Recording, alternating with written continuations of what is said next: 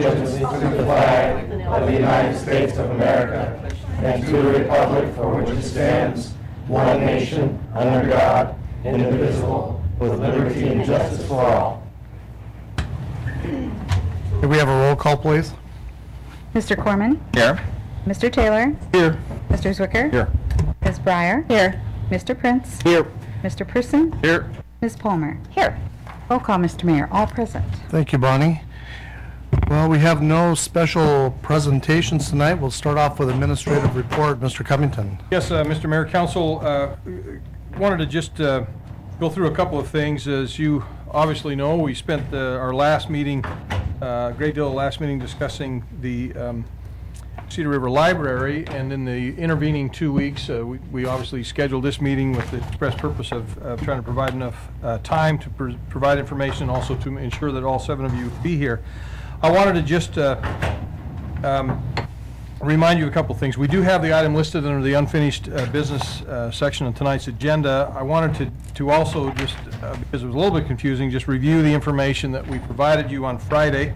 KCLS and staff worked hard during the intervening period to try to get that information ready, and we wished we could have gotten it to you earlier, but we did get it to you at least so you'd have the weekend.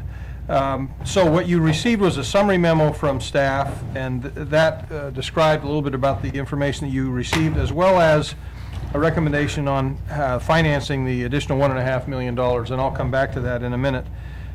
You received a revised budget as well as some backup documentation on some revised engineering and architectural fees. You received the March 1st 100% schematic design set and specification manual for the smaller version of the Cedar River Library. And then you received the revised schematic design information as well as detailed cost estimates and representative elevations, which reflect then the larger size that was presented to you on the 15th, that size of 19,400 square feet.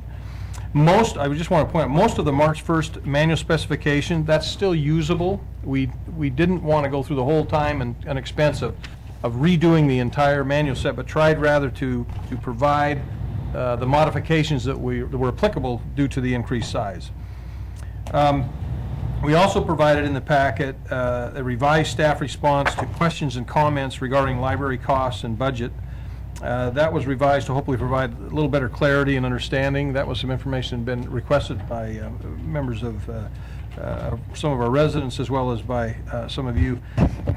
And then, again, we wanted to provide response to at least 2 questions that we heard on the 15th. The first one, again, was how we might pay for the additional $1.5 million. And so the memo that we provided you offers up 2 options for your consideration. The first would be that since this is a construction project that's going to overlap a couple of operating budget cycles, we could reprioritize year-end fund balances over the next few years. We'd see how our revenues come in and our expenses, and then at the end of the year, we'd take a look. As you, Council knows, we oftentimes use those funds to try to help finance capital projects, and so the first option would be simply we would reprioritize over the next few years to come up with that $1.5 million. And whether that's over 2 operating budgets or more, it would just depend on the cycle of the construction.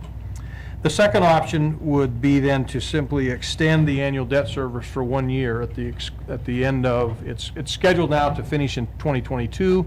We would simply extend that debt service out to 2023. So that's, neither of those proposals are anything that we have to actually act on tonight, but we wanted to lay those out for you. That'd be something that we would do as part of the 2014 budget process. But wanted to simply lay that out and certainly receive any direction you want to have, and if either one of those, or if you prefer to leave it as we've recommended, which is we can kind of keep it a little fluid for now. The other question that we received from the audience and the council discussed this a little bit was whether or not the city should provide for an independent review and or audit of the construction budget and the information that we've been provided to date. And we are currently reviewing possible candidates to actually conduct that independent review. of the project budget and then to perform project cost audits during construction.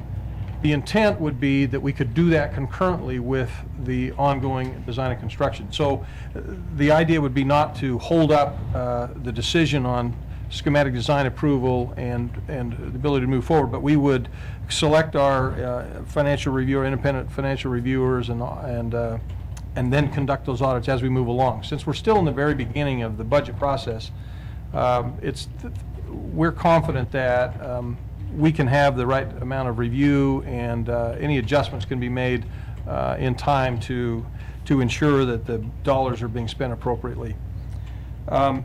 Finally, just to let you know that when you get to this on the agenda, KCLS staff and city staff are here and available to answer any questions you might have as you discuss this issue. That's all I have, Mr. Mayor. Thank you, Mr. Covington. Anybody have any questions before we move on? Next is audience comment. Yeah. Yeah, Mr. Mayor? Yes, Mr. Yeah, Corman. before we get to audience comment, I'd like to, if I may, just talk about a discussion that I'd had with you earlier today, and Mr. Covington, which is that I really want to hear from people tonight about the library. I've had informal discussions with different members of the community about a public meeting. I knew that tonight's audience comment would probably draw a lot of comments. We've all had 2 weeks since the discussion about expanding the library so that we're not chipping up part of the existing footprint.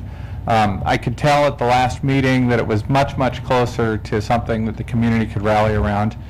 And frankly, I'm of a mind that with the special audit coming, with the ability to find the money, that I would just actually like to get to the point where we can bring this to a close.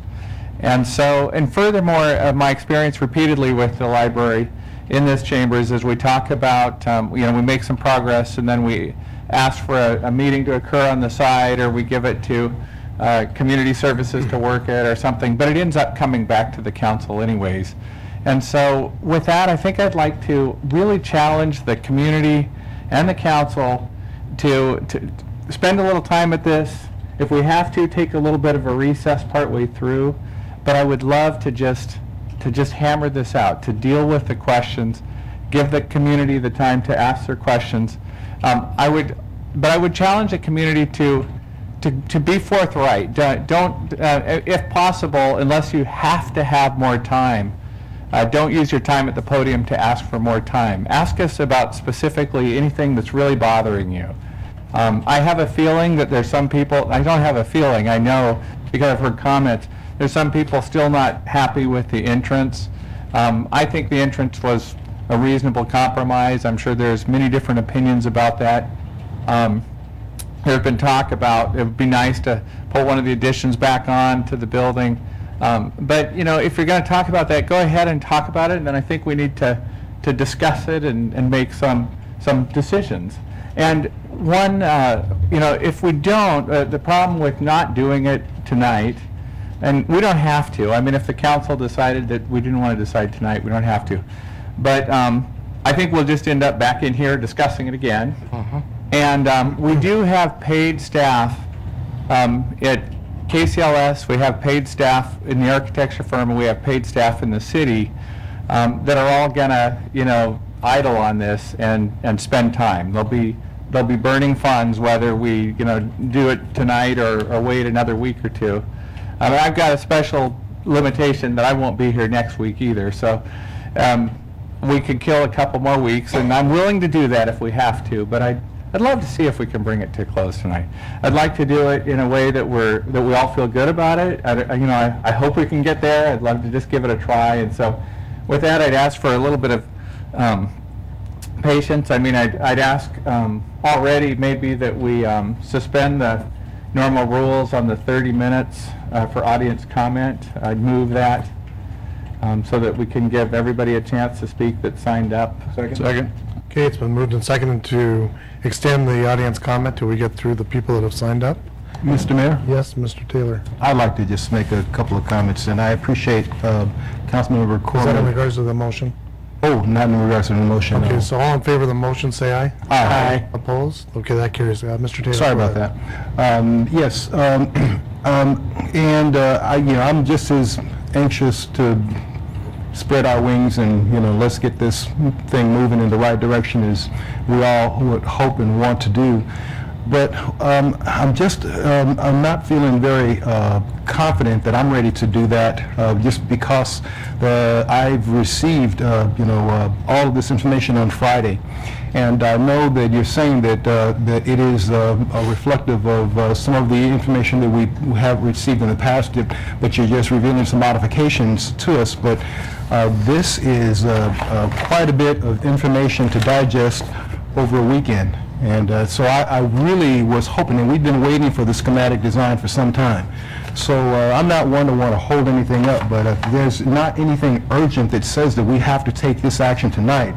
What I would hope to do is to have this brought back to us and explain to us the public discourse so that we can get a better, broader understanding and people can ask their questions as opposed to having to make this decision tonight. We had a 2-week break. I would have loved to have received this the following week or that same week that we began our break to have some additional time to digest it. So I'm wanting us to move forward also, but I want us to move forward with the understanding of everything that we're agreeing to, we're committed to, and this schematic design, one of the key elements of our moving forward is the council approval of it, and we waited, very long for it to finally be placed in our possession. So I would hope that we would take some time and pause to digest it in a thoughtful way to properly understand it and have it vetted with our community and then move forward from there. Mr. Mayor? Yes, Mr. Person. Well, I agree with Randy. Let's take the time tonight and if you have questions, the staff is here, we can get them answered. It's time to make a decision, and this is a tremendous change from where we started. So I'm willing to put the time in if we have to stay here to midnight or whatever to get it hammered out. And I've been through all that information, and it took a few hours, but I did do it. Mr. Mayor? Yes, Mr. Carter. Yeah, and well, I noticed that, a lot of the information was, those pages get all the way down to to literally the specification of the toilet seats you'll find in those. And, a lot of that material was dated March 1st. It was part of the first version of the schematic design. There is granted, a 22-page supplement that covers the expansion of the footprint. Although about half of that is pictures that you can look at pretty fast, and believe me, I did, to make sure that exactly what we were talking about for the footprint last week was the same. Again, it's not my purpose. It never is to deny anybody the opportunity to dig through the information. But I actually think that those 22 pages, a council member could ask about them tonight, and I wouldn't mind letting a staff person walk the council through the supplement to the previous schematic design. I do want to say, as part of perspective, and I've been on this council while we've reviewed numerous fire stations, this city hall, parking garages, a new community center in the Highlands, and I've never seen us spend so much time on a schematic design process as we have this one. But again, having said that, I would love to see us get our questions answered. Everybody, if we have to, we can take it home, but I don't quite understand taking it home, why that would be better than being able to ask our facilities director while sitting here. And I don't mind having him read it to you if it's needed. So why don't maybe give it a try and see? Is that all right? Okay. All right, so we'll move into audience comment. I've got a number of people signed up to address the council. When I call your name, please come to the podium, give your name and city of residence for the record, and you have 5 minutes. Please keep your eye on the timer next to the city clerk so I don't have to rudely cut you off, which I don't like to do. First is Jonathan Foy. Could be Fox, but I think it's Foy. Fox, okay.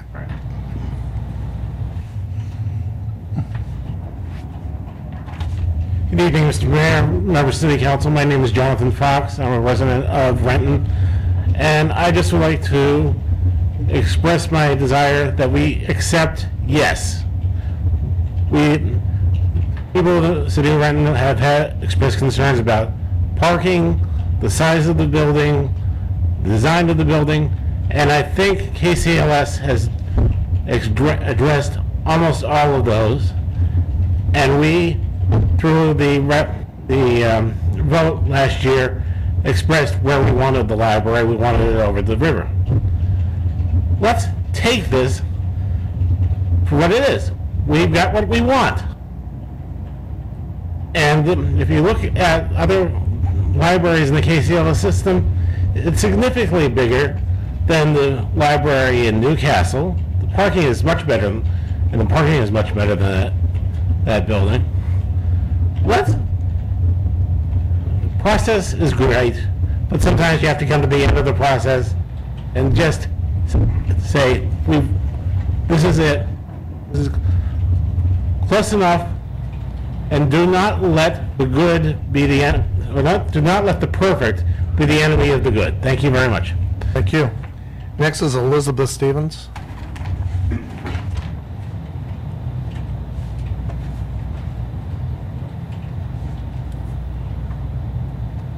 Elizabeth Stevens, Renton. Good evening, Mayor Law, council members and viewers. It's good to be back here after being away for the birth of my newest grandchild. I've been watching the meetings related to the Cedar River Library and must say I was happy to see the concept presented by Miller Hull for the 19,500 square foot building. This is an improvement. I thank each of you for this progress made listening to Renton citizens and look forward to continuing down the right path with the information you need to make an informed decision. I've been involved in financing businesses for almost 30 years, and I'm currently working on financing ground-up construction for buildings that are 4,000, 16,000, and 48,000 square feet. Over the years, I've seen the whole gamut of project sizes and dollars involved. Projects I finance stay within budget, and business owners are successful in employing more people within our communities. Let me share a bit on one current project. The two business owners were being advised by an individual who is personally vested in the project moving forward. That individual was saying, we've got to get moving, we've got to hurry, costs will go up if we don't start now. But the business owners only had partial information. They now grasp the importance of getting full schematic designs and a budget that has been prepared to fit that design. This is key to a successful construction project. I'm excited about the new concept that KCLS and Miller Hull presented 2 weeks ago and look forward to the complete schematic design packet and budget. You may remember the 100% schematic design set for the smaller building. This was a 56-page document with 27 pages of detailed drawings of that smaller building. There was vital information on each page and drawing specific to that size and layout. Friday evening, you were emailed materials for discussion at tonight's meeting, and thank goodness for the opportunity to discuss, but you've not received the 100% schematic design set with the budget for that new building. You received only 4 drawings, an unacceptably bloated construction cost estimate, and a request for $1.5 million more in funding. The additional funding was described by city staff as follows. Because the updated design included a large increase in square footage from the previous version, it also had a proportional impact on the project budget. Basically, the square footage increased 26.6%, so the reasoning was that bottom line costs would also increase 26.6%. This is faulty financial reasoning. Any cost increase would depend on exactly what is being done in that additional square footage. The addition of a closet with no lighting, for example, would not have the same requirements as cost to construct a bathroom. Another issue is that the concept is of such a preliminary nature that Roan Associates increased the estimate contingency now to 20%, noted for rough state of concept design. This estimate contingency is masked in the general contractor markups, which now amount to 39.5%. This is outrageously high. I would argue that the funds needed for this building are already available within the budget, and a thorough vetting by the proposed audit would be good. This project is important to the citizens of Renton who are paying for it, so please get this right. Obtain the 100% schematic design set with an accurate budget before any vote to proceed as required in the ILA. To make a decision to move ahead on the incomplete information would not be sound. To make a decision to move ahead on incomplete information that might be refined later during design phase opens Renton citizens to a project headed for cost overruns and delays. Mr. Corman, I'm sure you can appreciate that if Boeing engineers came up with complete schematics and budget for building a new jet, but then proposed building a larger version based on just a revised sketch without full schematics and gross estimates, that simply wouldn't fly, figuratively or literally. I'm excited by the direction that has been taken. I look forward to Miller Hull presenting a 100% schematic design set and a vetted budget for this new 19,500 square foot building as required in the ILA. Let's continue to work together, use the volunteer expertise that is made available to you, and let's all celebrate a successful construction project that stays within budget. Thank you. Ms. Stevens? Mr. Mayor? Yes, Mr. Corman. Yeah, so I really want this to be a dialogue. I want it to be a working meeting. And I appreciate everything you said, and it's a great analogy. The only thing that I think is confusing to me, and I might have a question for the administration in this, is that the public has asked us for a couple of different things. I don't blame them. I would have too. One of them is they want the building to be larger. The other is that they want it to be as cost-effective as possible, both reasonable. And I think we have an option available to us right now that first of all is larger and locks in with a partner a larger design. And that partner has been a little squirrely. So part of me is really tempted to just lock that down. On the cost, and this is an important question I think for all of us, we've got an agreement from the administration to hire an independent auditor to make sure that whatever we agree to pay is the maximum, and then if there's any efficiencies, it's not a bill. The estimate's not a bill for us. It's the estimated construction costs. And so we have an opportunity to have an independent auditor over the course of weeks or months take a look at that and make sure we're not paying for something we shouldn't. And so that's why I'm okay doing it. I don't want to lose our opportunity to get the building that we desire because of trying to put the construction estimates in front, which I'm just going to put, because time is of the essence, I'm going to be very candid. I think that the cost discussions when we get an independent auditor could turn cantankerous, but I'd just like to have agreement that we're keeping our footprint and we're not going to chip up part of the concrete bridge. So hence that's why. And it is a little different. And I would concur, we need to keep the square footage. There has been some real positive move in that Right. direction. There is a need for some real drilling down in that budget. You've got contingencies, built upon contingencies. There's a whole lot of padding in there. And so there is some refinement that can take place, and whether or not that takes place with the audit, but I would urge you to make sure that takes place. Okay. There are line items that really should be just even eliminated. So, Agreed. Okay, thank you. Thank you. Next is Paul Ouellette.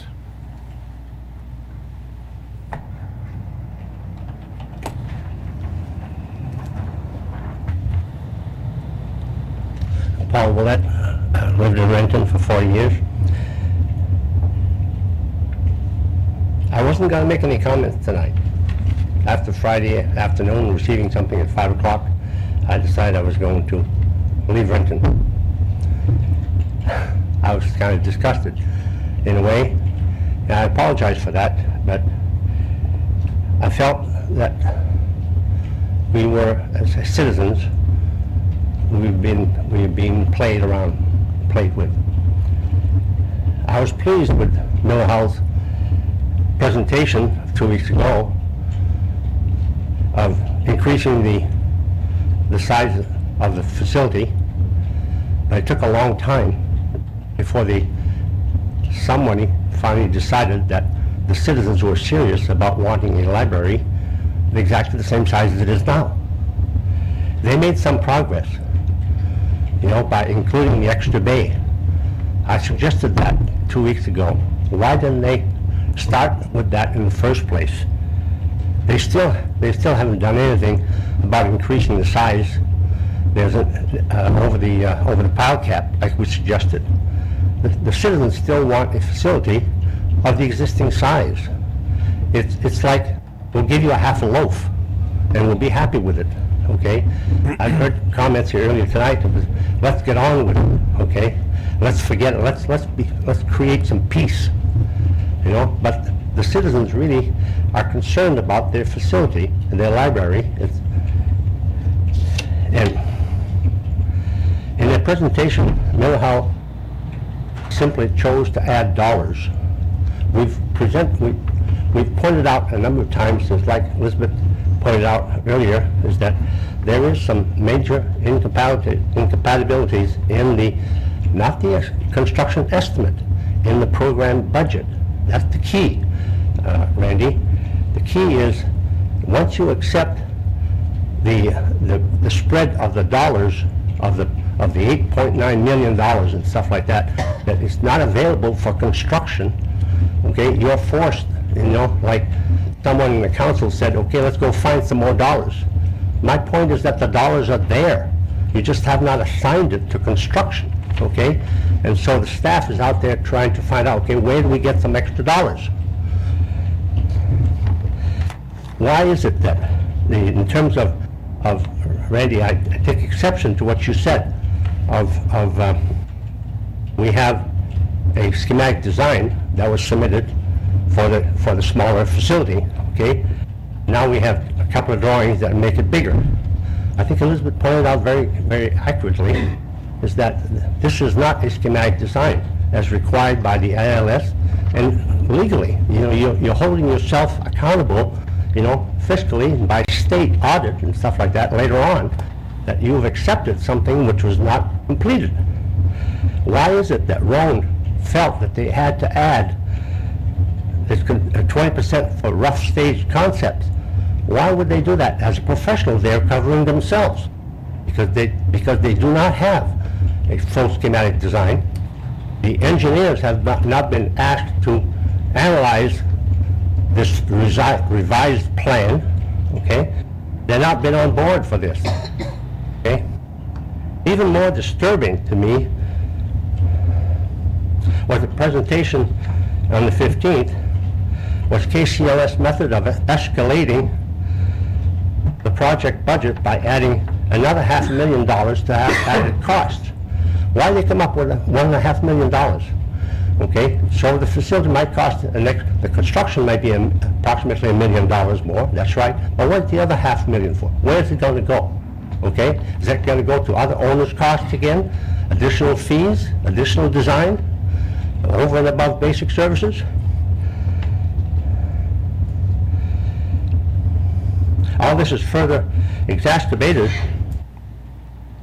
by the council asking the administration to go find the extra dollars. No, it's not there already.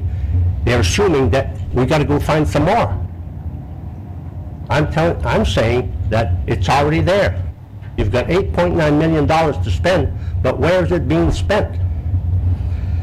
It's appalling that KCLS, submittal of last Friday, and Miller Howe, in one of their memos, submitted a budget increase to complete the schematic design documents and all attendant consultant costs. They're expecting the city to pay for this. But the schematic design is not done, and they're going to send you a bill so they can complete it. They should have done it in the first place. They should have listened to the city citizens way back when in their presentation. You know, the citizens have been asking for a full facility for a long time. Okay? I'm sorry. Same way with the opening. Sorry, your 5 minutes are up. You going to cut me off? Well, may I ask a question? I'm just about done. Okay, go ahead. Well, I was just going to say, what course of action, though, would you suggest? I mean, do you think we should reach a consensus with KCLS on the dollars before we lock in the larger library? Yes, I believe that you should have the audit by construction manager before, as part, now this is not a preliminary budget. This is, you've got $8.9 million to spend. Where is it going to go? Okay?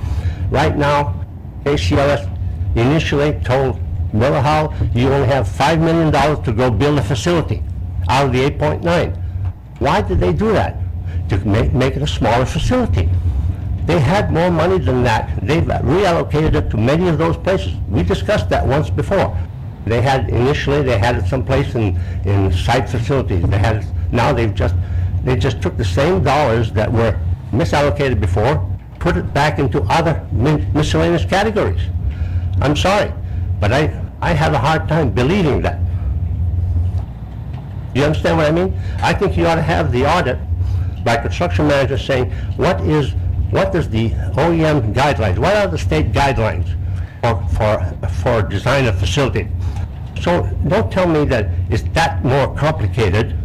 You know, just like some of Miller Howell's memos and stuff, they talk about, well, we need more money for this because we need more consultants for that. It's a complicated facility, we got seismic design. That happens all the time, every day. You know, it's just, I have a hard time with the kind of fees and so on that are being requested by ACLS. So I agree with you that there's items that we should have audited. I think that philosophically, though, I was going a different direction. In fact, you've heard me articulate that in this council chambers, 6 weeks ago, maybe 3 months ago, that I wanted KCLS to think bigger, to think about building us the library that we wanted. And then, after we got the library that we wanted, we would then scrutinize those numbers. And I feel like they've done that. If the goal is to keep the construction budget to the current budget and argue about it, I'm fearful that what that'll end up with is What do you mean by lesser construction budget, Randy? Excuse me for interrupting. What do you mean by construction budget when you say that? The bonds that we've currently Bonds, issued. okay. That's the total program Yeah. budget. Okay. Because I'm sorry, the reason for I ask the question is construction budget usually related to, like, Rowan's estimate for construction. I'm talking about the program budget, which you're referring to now, the Yeah. 8.9 million. Right. Mr. Mayor? That's fixed. Yes, Ms. Breyer. I just want to comment I look at this as the fact that we don't have a great budget yet because we're continuing to change it and enlarge the footprint. First, we need that schematic design completed so that they can estimate all the materials, get all the material costs estimated. And so at this point, you say that there's gaps and holes and padding. Well, I'm sure there is because they're trying to cover they're trying to be realistic on what they think it's going to be. But that's all going to be fine-tuned as the drawing gets done, and we'll have at one point the estimate that we'll be working on. So to hold everything up right now, I feel like we need to give the architects the go-ahead to go ahead and complete the schematic design for the larger footprint that we're looking for, and the budgets and the specifications and all of that will come out of it. But that's the whole point. You see, you don't have a schematic design document, right? We haven't authorized them By to. contract, they need to submit a schematic design, totally complete, so that you can approve it. They have not submitted that. And Well, we tonight, haven't I'm asked hearing them. conversations here that you want to go ahead and approve this four documents. Mr. Mayor? I'm But sorry. have we really authorized that? I guess I That's the conversation I hear. I'm sorry. Mr. Okay. Mayor? Yeah, well, I didn't mean to cut off the council. I was going to ask, can we get a legal opinion on where we are and what step we're at with this? So read your contract.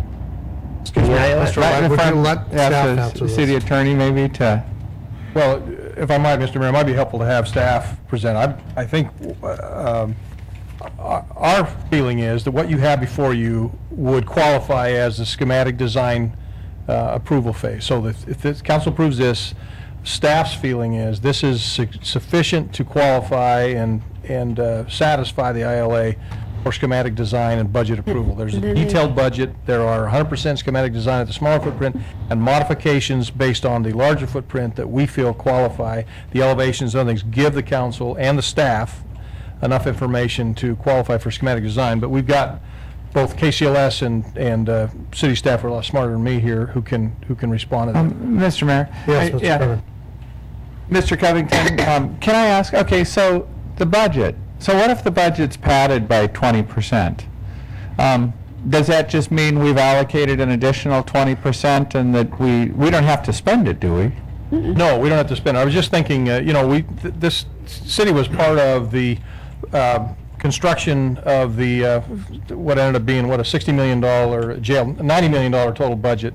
And we, along with other cities, were involved in that. Some of the staff who are here working for Renton were very closely involved, sat down on a weekly basis to review costs, to ensure that there weren't overcharges, to review all of the estimates and make sure that, in fact, we returned, I think, about $5 million to the various cities by that overview. And we had an independent firm that helped us review those costs. So yes, the fact that we're asking the council to adopt what now would be a $9.4 million budget does not mean that we're going to spend $9.4 million in total. That gives us an estimate that we can then move through. We'll then complete all of we've got the schematic design, we'll get to 100% construction drawings, and through that whole process, we'll be evaluating cost estimates and what's there in front of us. And so there will be lots of opportunities for staff to review these costs to ensure that we're not being overcharged. And I'll just say, I'm worried if we focus on cutting the budget now, that we might not get the library the size that we want. Mr. Mayor, I guess from my many years in the city, what happens is we get an engineer's estimate, or we get the plans, you get an engineer's estimate, and then it goes out to bid, and then when it comes back, the bid is either hits the engineer's estimate or it's over. If it's anything over what the professional engineer's estimate is, it has to come to council. I mean, it has to come to council anyway for us to approve that expenditure. And in many cases, in this day and age right now, they're coming in less, which is very advantageous to us. You can't come up with all the costs until you have the plans. I mean, and I guess this is, and we do this, the city has staff that is just excellent at reviewing this stuff. They do this, we have $36 million budget going on in Rainier Avenue. And we allocated funds to that, and then when the contract came in less, we're not going to spend all of it. So the process, I think we're trying to get the budget set before we could know what the costs are. And again, I have the utmost confidence, especially with hiring an outside auditor. And if anybody's over to see what they did with the SCORE jail, which was a lot of involvement by our city staff, no way, that thing is down to the nickel and the dime, and it did come in under budget, but we had anticipated a larger amount and we didn't use it. And I see the same thing with the library. We're not going to spend it if we don't need it. And Mr. Mayor? Yes, Mr. Yeah, Crowell. and Mr. Person, what about projects that we underestimated? What happened then? Well, if we underestimate it, then it comes back and it's usually referred to the committee of the whole or the finance committee for a recommendation. Some of them we haven't done. We've scaled back on the size because we didn't have the money authorized. They come in and explain why it's over budget and the need to do it, and we take money from a different project. So And that's my concern. And if I could just take that a step further, I, like many people here in the audience tonight, I was very much scrutinizing these numbers, because when we were dealing with, just an absolute, this is all the money we have, I was looking for, okay, in this money, every cent that can make this library the size we want. But I think this council has shown a will that they will, and some innovative ideas to find the extra 1.5 million we might need. And that's where I think we should take our focus temporarily away from trying to find that extra 1.5 million in the existing money, acknowledge that we have a plan that would get us there. We also have a plan to not only rely on our staff, but an independent auditor to make sure we're not spending one penny more than we have to. And that's why I think that we're ready. But we've got more people to hear from, so thanks. Okay, next is David Keys.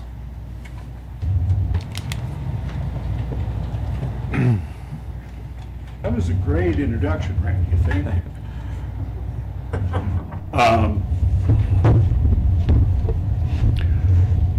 I'm going to start off with what I was going to say tonight. Would you give your name and city Oh. for the record, please? David Keys, Renton. So I'm going to start off with what I was going to say in response to the package of information that the council members received on Friday, late on Friday. And then I'd like to come back.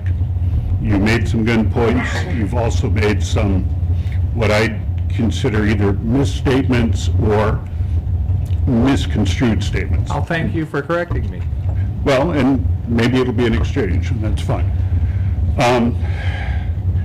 In a memo that went out from Ewan Wang to council members mid-afternoon, 2:30-ish or so, on Friday, before the final package was sent out, Ewan included for all of you the attachment of the OFM state guidelines for professional fees.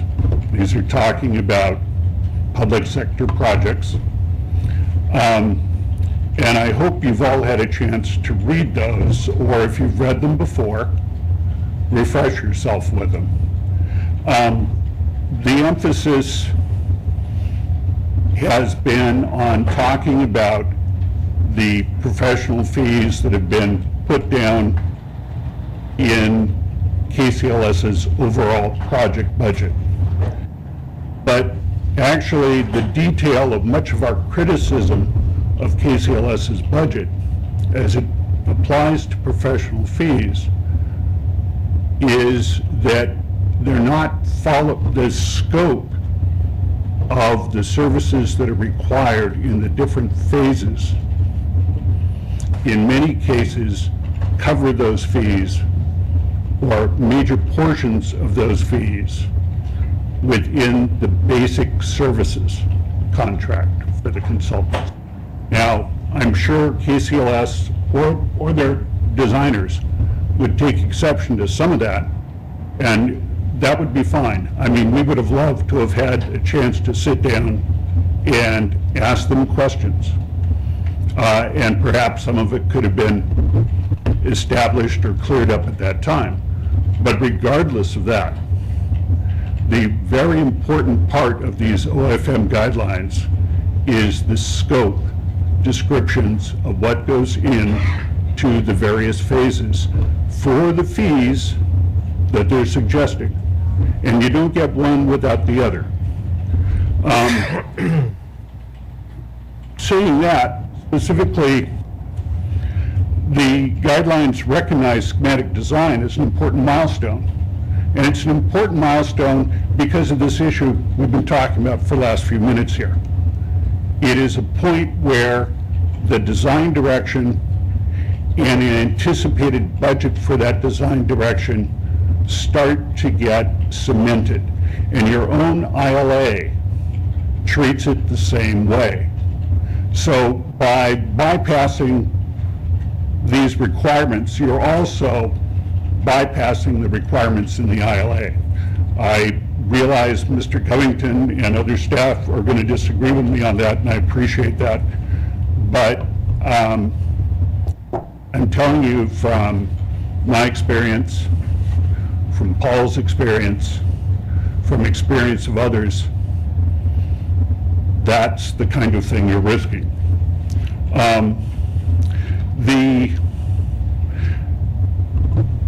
definitions really are setting up a way to reduce opportunity for discovery of later discrepancies that are either going to blow the design direction out of the water or blow the budget out of the water. They're a way to help control and to some degree reduce risk for all the parties involved, for you, for KCLS, for the contractor, for the design team. And as such, that's why they're essentially a standard of care in this state, and why they're really a set of best practices for this. They're a set of checks and balances, and they apply to a public project to protect the public, who normally doesn't have the right to sit at the seat while these decisions are being made. That is your job. And I think you all do take that seriously. We disagree on things, but I think you take that part of it very seriously, and I appreciate that. I don't think you can blow by that at this point in the process. And I know I'm getting up to the red buzzer time. You're there. I'm there. Could I respond to a couple of things that you said, Randy? Mr. Mayor, I'd like to move that he given the time. I'd suggest that the library is a very different animal publicly than the city hall was or the fire departments. In most of those, the people that had expectations for those buildings were either the specific people in the services, such as the fire department or the police, or those of you managing the overall functioning of the city, rather than a great number of individual citizens that considered the resource or the facility to be their own. They use it. And I think that's part of the reason you've had so much input. People can see, feel, smell it, and they know what it is. There's this pressure right now to make a decision tonight. And a big part of that is all the time that's been expended already by this council, by your staff. It's also, though, a situation where, in spite of being told we've been listened to, KCLS gave very specific direction time and time again to their design team to go in a certain direction. And it wasn't until several of you met with KCLS, or at least this is my understanding, met with KCLS and said, look, politically we're in a situation where we need to look at a larger library, that they came back with another scheme that starts to approach the size of our present building. To me, that suggests that we're in the situation we're in, not because we've been spending time here. We're in the situation we're in because the process that was set up circumvented public input until this point, circumvented any real response to the public input. And I'll argue that with anyone here if we had the time on another occasion.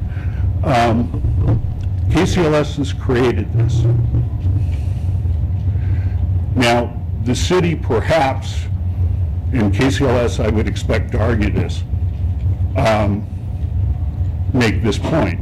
The city has seemed to be in agreement with them in the direction they were going. I think the city has been grappling with this issue and trying to deal with it realistically, coming up with different answers at different times. And I appreciate that that process has been going on. But if you blow past this point where you define design direction and you define budget commensurate with it and try to leave it too fluid, you are setting up a classic example of a project that is going to have overrun after overrun after overrun. And I don't think you want to do that. I think time expended in a bit more review would be appropriate. Thank you. Thank you. Next is Beth Asher. Hello. Beth Asher, City of Renton, and even though I usually speak extemporaneously, I brought all my notes with me this time. I think the main point here is that you have a legal contract. That contract states you will have a full schematic design to approve. And if you do not, you cannot approve. A prior rejected land use submittal with 4 new drawings and a concept sketch admitted by the cost estimator as, let's see, what did he call it here? Rough stage concept design at this point is not a full schematic design. Thankfully, I would not want to put myself out there as approving this at this point. Now, I was excited when KCLS came back with 19,500 square feet. This is the first move they've made to approach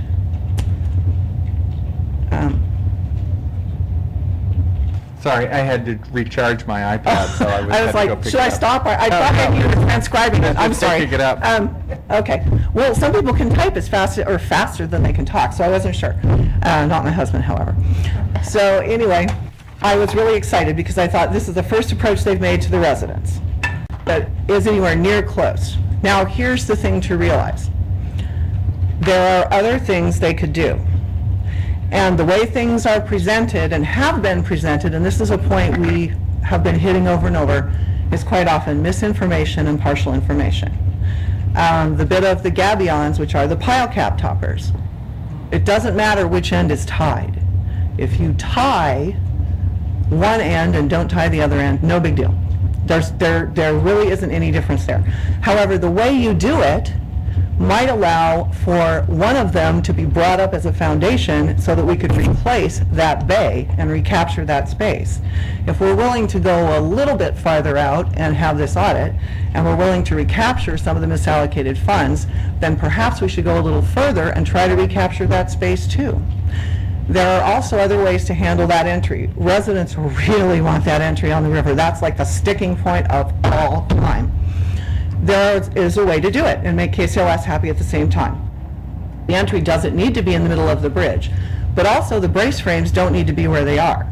And we could explain this to you in full if you would sit down with us.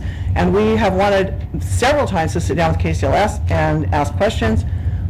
They have not been willing. However, what if at the edge, where the pile cap is theoretically going to be, not the pile cap, but the cap for the open space is theoretically going to be, you have 2 entries, one this way, and inside the airlock you have one angled entry. So you still have only one entrance to the library. Mm-hmm. It's where KCLS wants it, but by moving one brace frame, you could get an entry on the river for people. And you'd still have the glass wall and visibility of the parking lot, and KCLS could still have, and this is their major sticking point, they want their FK logistics there, they want it to shoot right into that back of house area. Fine. If the users can't dictate the library, then maybe we'll give a little bit, but we could still have that entrance on the river. It doesn't need to be smack dab in the middle. It isn't in the middle now exactly. And here's the other thing to realize. In this concept they've given you, and we have a full transcription, word for word, of that presentation April 15th. That was not a schematic design presentation. It was 4 drawings and a concept sketch. And the architect said, if there has been no engineering to support that concept of the open space being capped. So here's my what if. We've seen how they've operated as a partner up to this point. And I frankly will say it has not been above board. Again, misinformation, partial information, lack of information, not acceptance of input. So what if? Then they find that that is untenable. What if they find they have to go back to that tiny library with extreme demolition over the river, and you've approved it? And you've approved it without a real schematic design. You've approved 4 concept sketches, a pretty picture, and a set of drawings that was already rejected for a land use submittal. To me, that would be gross negligence. There are a lot of tax dollars involved here, but more than that, there are a lot of feelings on the part of Renton residents. Why would you want to put yourselves in that position? That bad legal position and that bad position politically. I don't understand it. The other thing to realize is KCLS is the end user of this library. So in that essence, they are the client. But since we own the land under the library and own the building, and they have, in essence, a ground lease in perpetuity, we are actually the client. The architect has just begun to realize that and come toward our position. In essence, we're joint clients. We've been pushed to the back. They've never realized that we were the client. Now we have an opportunity to Sorry, go your 5 forward. minutes are up. Okay, if it's going to be a debate, does anybody want to ask about anything? Well, Mr. Mayor. It's Mr. Corman. Well, and it's not a debate. I mean, we've been in a, a multi-party dispute, and the dispute has even severed the council. And through many of the months, I've been on your side. And the minority of the council with 4 members on the other side. And it seems like, at this moment, we have a design that all 3 parties, or, the essence we have of a the design, all 3 concept. parties That's are in the point. agreement. We have the concept, but we don't have the design. So let's wait a month until they produce the design, and then we'll be good to go, because then we'll see it. But now, don't you have any concern that if we start nitpicking their budget items in the design, recognizing we're not obligated to those after the auditor looks at it, the auditor can decide, but aren't you a little bit concerned that if we start nitpicking that we'll lose I'm not our saying to make the budget smaller. agreement on the... If the auditor goes through and doesn't find egregious errors that can be recaptured to our favor, then fine. But what if they do? Then would our partner back out? Because, is that your fear? You never know. I mean, at that point, I would think Politics, you they'd be never know. voiced by their own petard. You- The point I want to make here is, we're not trying to make the budget smaller. The issue tonight is not the budget.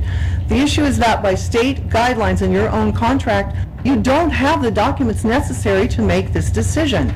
And frankly, I don't think that there's enough expertise for you to get a big bundle of documents on Friday and go over it on the weekend while you're trying to have family time and adequately analyze it.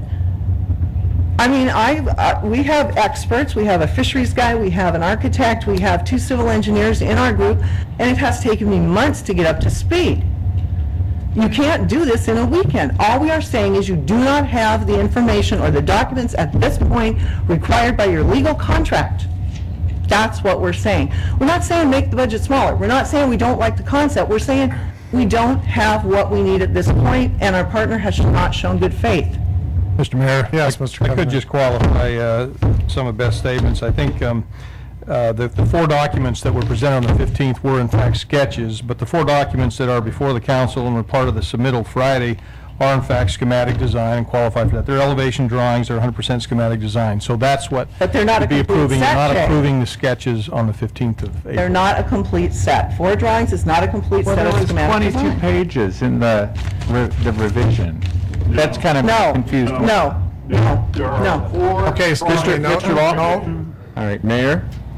There are 4 drawings in the Point of order. revision. There's not a complete set of schematic design drawings in there. Most of the drawings are the same drawings in the extreme demolition over the river on a Point lot of of order, it's Mr. not- Mayor. Yeah, Mr. Person.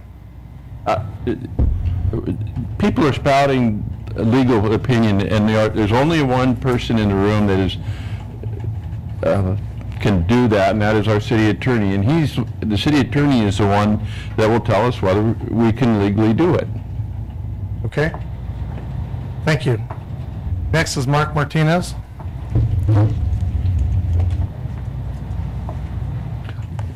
Good evening, Mark Martinez. I live in the Renton Highlands. Normally I come up here and say something silly and jokey, but I made notes this time, so it's kind of serious. But I'm not going to talk about the library, so if we need to push my time, this is okay. All right, I want to talk about my friend. He lived in Renton right after I came back from Iraq. As most of you know, I'm a two-tour Iraq veteran. I was part of the invasion in 2003, and I served again as a reservist in 2005. 2 of the guys that I came back with had the non-visible injuries. and one of those guys had an actual physical injury. He fell off of a tank and injured his back. And as reservists, they don't get full care by the VA. There's specific limits because they didn't serve so many days or anything like that, so they don't get full service from the VA. But they both did go to the VA to attempt to get some services, and they were met with just mountains of paperwork. As you can, whatever you think about the VA, that's what the VA is. So I wanted to note that in 2009, one of these gentlemen attempted suicide, and the City of Renton police saved his life by going to his house and pulling him out and taking him to the hospital. So that's one point I want to make, just to kind of set the stage here. Also, recently I had some family members diagnosed with fibromyalgia, arthritis, and I have a family member who has had cancer multiple times. All of these individuals have tried traditional Western medicine, and some of them have not, and most of them have not been helpful. They have not worked. Specifically, the two Marines I served with in Iraq. They did, however, find some peace by the use of medical marijuana. Now, these guys aren't stoners. They're not a bunch of potheads who were skipping school and smoking in their car. They're outstanding members of society and our nation's heroes. Now, in the last Renton Reporter came out that the city closed down a dispensary. And I want to make a quick disclaimer. I don't know anybody who grows pot. I don't know anybody who sells marijuana. I don't know a store owner or anything like that. But I do know those men who I served in Iraq with. So the administration stated that that there was a federal law that says you can't sell pot, but the residents of Washington have made this decision for them. The resident of Washington, I-502, 56% voted to legalize marijuana, not just for medicinal purposes, but for recreational purposes over the age of 21, given the laws and drinking or not using, driving and stuff like that, and certain age requirements. So the law is clear on what the citizens of Washington want. And business owners do their best. The law is not perfect. The law doesn't stipulate everything, so the business owners are out there trying to do the best that they possibly can. But the bigger issue here is that the administration has set aside what local residents want and the residents of Washington State want for outside influence and whatever historical conception people have, and the historical federal law. Now, I have a quick question. Is there any federal law that is currently in place that the city is taking a real stance on, like immigration? Are we telling the police that they need to verify immigration status? The Defense of Marriage Act says that essentially says that federal laws can't go, or federal dollars can't go to support benefits for same-sex couples. And I know the city either directly or indirectly receives federal dollars, directly from transportation or whatever, and indirectly that passes through to the state. So if there's any information on that. Now, I know there's some issue about kids and will this have easier access, but if you can find $1.5 million in your budget for additional funding for a library, kids can find pot regardless of where they get it from. Down the street from this dispensary, there's been a convenience store since I was a kid that sold cigarettes and beer. Now, I never purchased any of that stuff, but it's been there, so there has been access in that same area. Additionally, with the new liquor law, you can just go up the street to the grocery store and get what you want. And I do have true concerns about that. I have a 15-year-old daughter, and I don't want her engaging in those kind of things. So I recognize that is an issue. But like I said, if you can get $1.5 million out of the budget for the library, kids are going to get this stuff anyway. And what they need is good, clear examples by their parents, not the city taking a position from outside sources. So these guys are my friends, right? I served in Iraq with these guys. These guys are my family members. These guys are these people, cancer patients, AIDS patients, people with arthritis. These are our residents, probably some people in this room who have not been able to find, I have just 30 seconds. So I would really like to see some decisive action on this. The city has new business coming up at the end of the meeting, and this is the will of the people. The citizens of Washington State have decided what they want, and we would like to see some decisive action by the city. Okay, well, we're not going to solve that tonight, Mark. I'm going to tell you, first of all, to set the record straight, the city has red tagged that business because they do not have a business license. So I don't care if they're selling tomatoes or anything else. They have to have a business license. Secondly, we do follow federal laws. We can't just say we're going to ignore federal laws. So that's an issue to be debated. This council in this city has not taken a position against selling marijuana. The state has already said it's going to take to the end of the year for them to figure out how they're going to even manage it. The people that are running the business that we've red tagged told us they're not selling marijuana. So either they're lying to us or that's not their intent. So we've told them, fine, just get a business license if you're selling something else.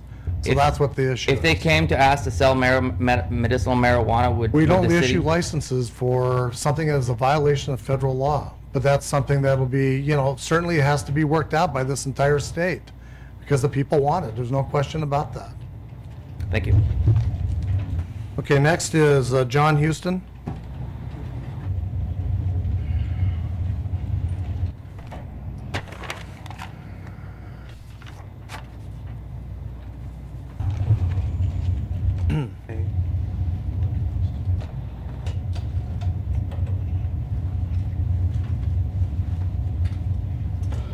Mr. Mayor, City Council members, my name is John Houston. I'm a resident of the city of Renton and have been for a long time. I'm here and I went through Renton schools, all through Renton schools. I'm here to introduce you and the city of Renton to the Renton Youth Advocacy Center. We're trying to lease a building at Tiffany Park and it's taken a while. But Renton Youth Advocacy Center is a teen after-school drop-in center with a great group of people supporting our effort to get into that building. We offer tutoring, mentoring, drug, alcohol, education, if needed. We won't go around chasing kids. Our mentors will walk around the facility, the park. If someone's in our building and they smell of marijuana, we'll talk to them and try to get them some help. I've worked 3 years at Lindbergh. Graduated from Hazen. I'm at Garfield now. I worked at Renton High School, Hazen, Sartori, and Black River. We have our board is well-rounded. We have a well-rounded board. We have a police officer, Officer Keith Paquette. We have Captain John Heddick from the Renton Fire Department. We have Grant Ryder from Kent Police Department. We have teachers. We have local business owners. But our goal is to help the kids that don't have any safe place to go after school. Like I said, I've worked in the Lindbergh, Tiffany Park area for 3 years. I'm a basketball coach there, and there's a strong need. The building's been closed for, I think, 3 or 4 years, and we'd like to get in there. What else is I going to talk about here? Even though we don't have a building, we've still held events here in the city of Renton. I think Mayor Law, we saw you down at the trash pickup last year. We didn't pick up much trash. We pulled a lot of weeds, but we didn't pick up much trash. We also take part in the Renton Hoop Shoot, and we've done that for the last 3 years. 3 years. We've taken part in the Renton Hoop Shoot. It was at Campbell Hill Elementary, and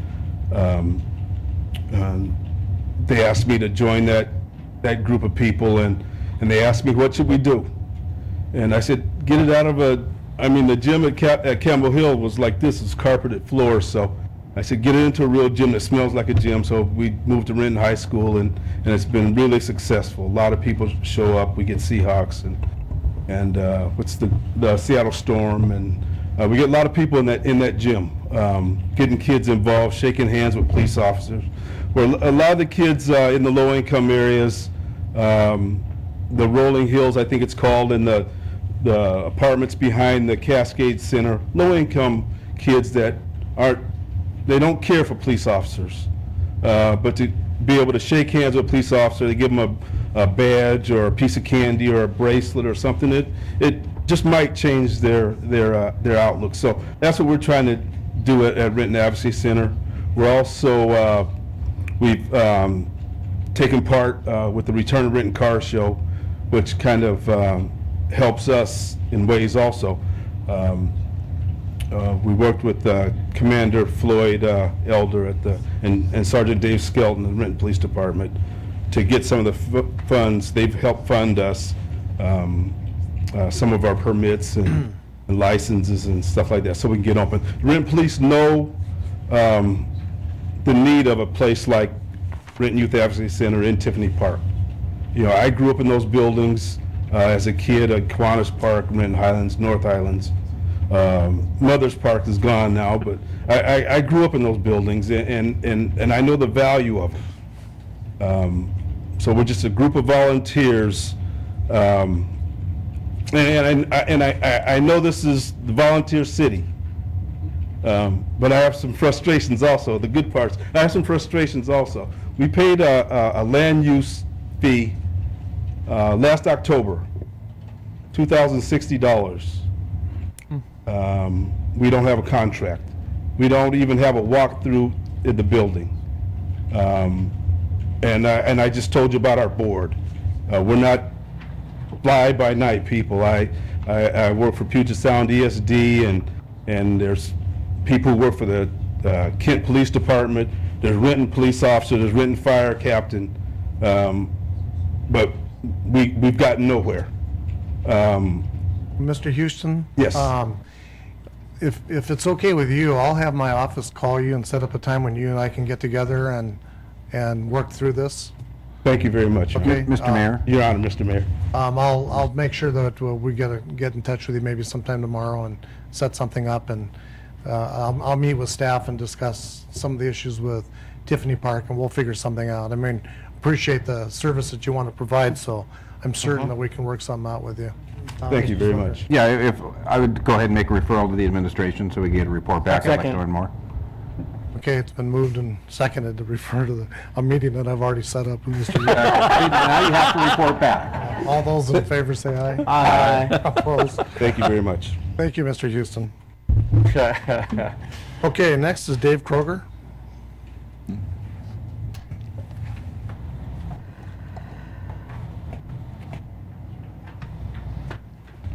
Mr. Mayor, council members, thank you. On behalf of everybody here, I thank you too for your open meetings. My wife and family moved to Renton about 6 years ago, and one of the things that attracted us at that time was certainly the library. It's unique. It was something we really appreciated. I'm sorry, sir. Would you please state your name and your It's city? David Kroger, and I live in Renton. In Renton. Thank you. Thank you. We were very much in favor of the library, and we've had opportunity to use it, and our daughter has used it quite extensively. One of the things I found out after moving here, one of the things I didn't know, but I have found out, is what kind of access we have as citizens to the city of Renton.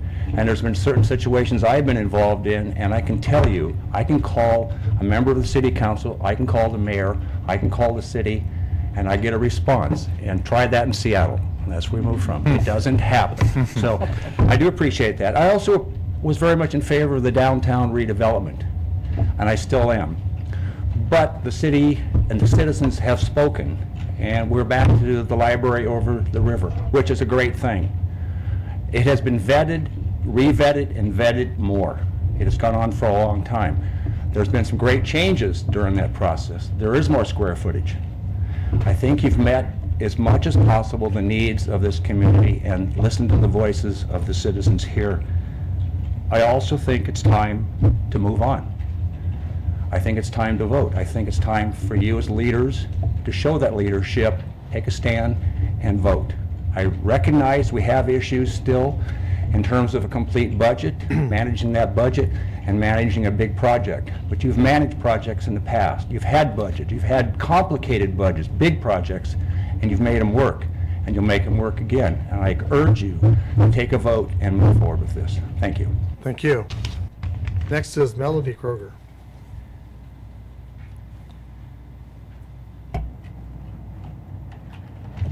Thank you. My name is Melody Kroger, and I'm a Renton citizen. I do postgraduate work at Seattle University in Divinity and Theology.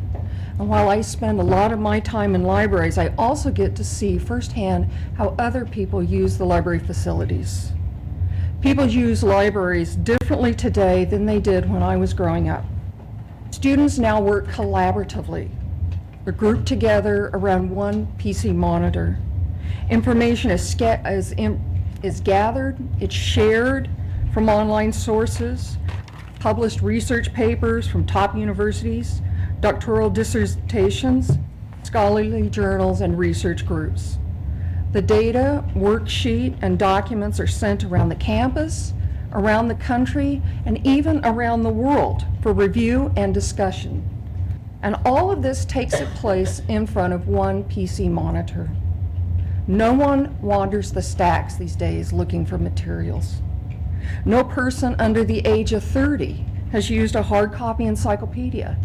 In fact, the Encyclopedia Britannica that was around, and it was a staple in my classroom and the libraries I used when I was a kid, the company has now decided to do away with their hard copy editions. Everything starting this year will be put out digitally. That's the new world. That's the future we're moving into. I recognize that the size of the library has become a major issue preventing us from moving forward. So I brought in a few visual aids to help us clarify the issue at hand. This is my old touch-tone phone. It's got a large keypad and a lighted dial. It sits by my PC and it receives faxes for our small businesses. It's reliable and it's big. This is my phone now, right? It's a smartphone. It's got a touch screen. I can access the local library. I can download books on it. I can look at research materials. I can print out my dissertation on this. Or I think I can even type my dissertation on this. My daughter's better at this than I am. I can access the web. I can check drive times, and I can make phone calls, just like I do on this phone. This is big. This is better. This fits on my desk. This fits in my pocket. This, I can reach out and touch my neighbor. With this, I can reach out and touch the world, right? Technology matters. Design matters. So please, don't let our first-class city fall behind the curve. Be bold now. Be leaders now. Be brave now. Vote for the future and for our new library now. Thank you. Thank you. Next is David Bosco.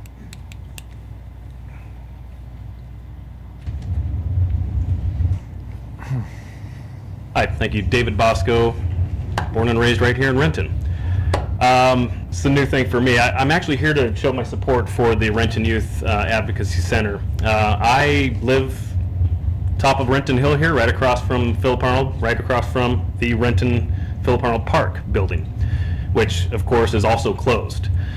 I've recently, in the last couple of years, I've worked with a local law firm. I'm the marketing director for them, and part of my job is to participate in a lot of grassroots efforts. It's very much a win-win for me, being born and raised in Renton. Our headquarters is in Renton.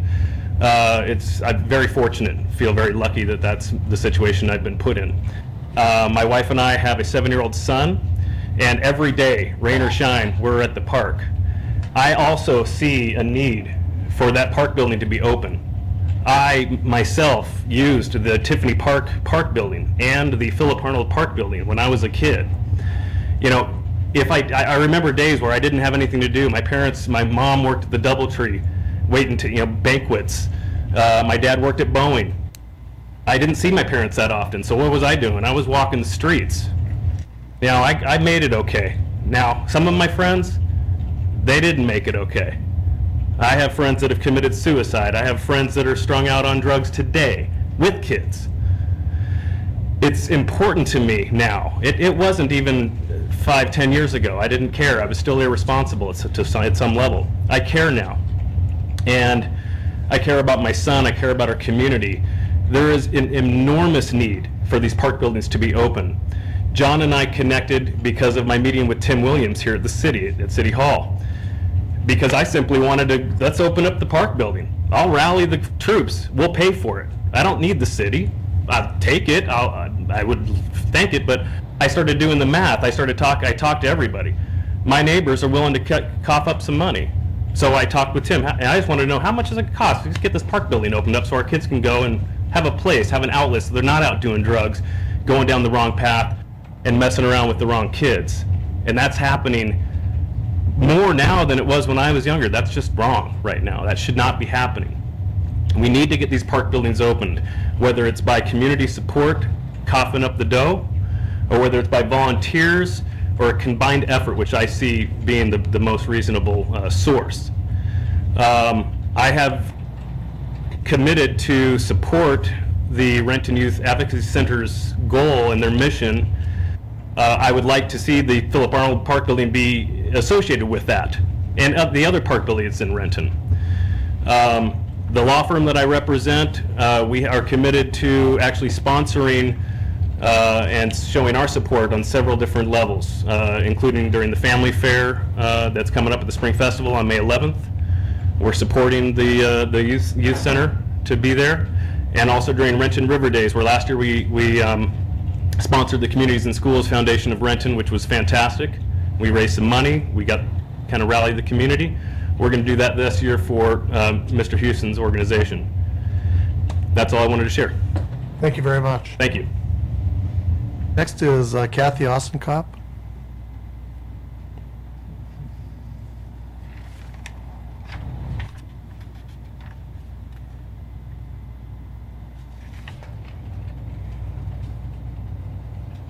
Evening, City Council members, Mr. Mayor, and Mr. City Attorney.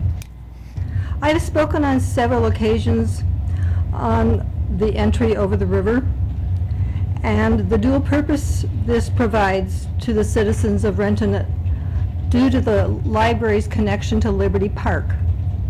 This essential difference that is not part of any other King County library building is here for the citizens of Renton. And I believe you should still take serious consideration at a dual entry over the river to serve this dual need of entry to the park and entry to the library. I believe KCLS has taken a directional change since the March 26th meeting with the citizens of Renton. I feel two topics on design need further consideration. Additions to the design. Consider the entry over the river and the pile cap addition for completion of the current library footprint.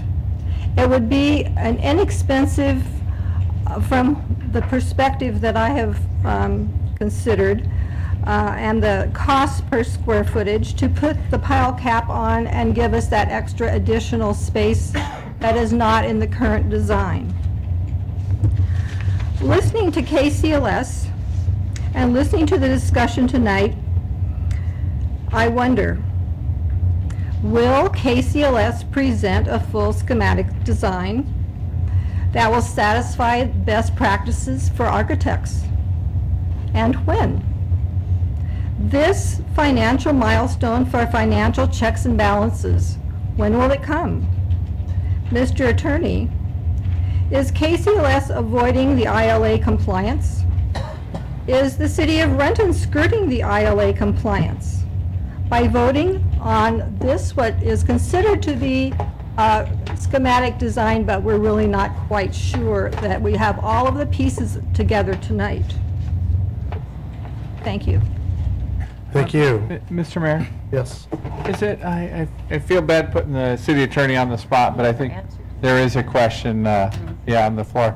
And I don't know if you feel prepared to answer that question. Sorry, I didn't hear the question. It's about whether the, I haven't really stated it yet, but does the submittal that was provided to us and forwarded to us by our facilities director, which the version I got was a 53-page March 1st version of the old library with a 22-page revision that stated the changes that was dated, I think, April 24th.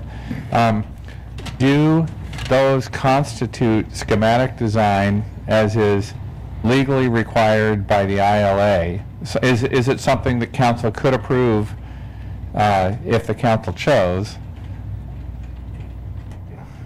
Not to evade the question, but first of all, I didn't receive this, so I actually have not reviewed what was sent late Friday evening that the council members have right now. Okay. I don't think we can make a decision. So we know if it's legal. Yeah. Oh, okay, fair enough, you know. Okay, next is Howard McComber.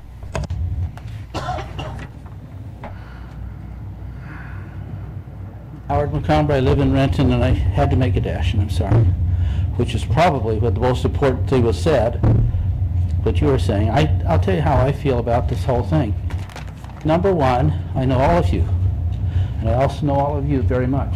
And I think you're all wonderful people starting together. We've had some problems in the past with communication. That's our only thing.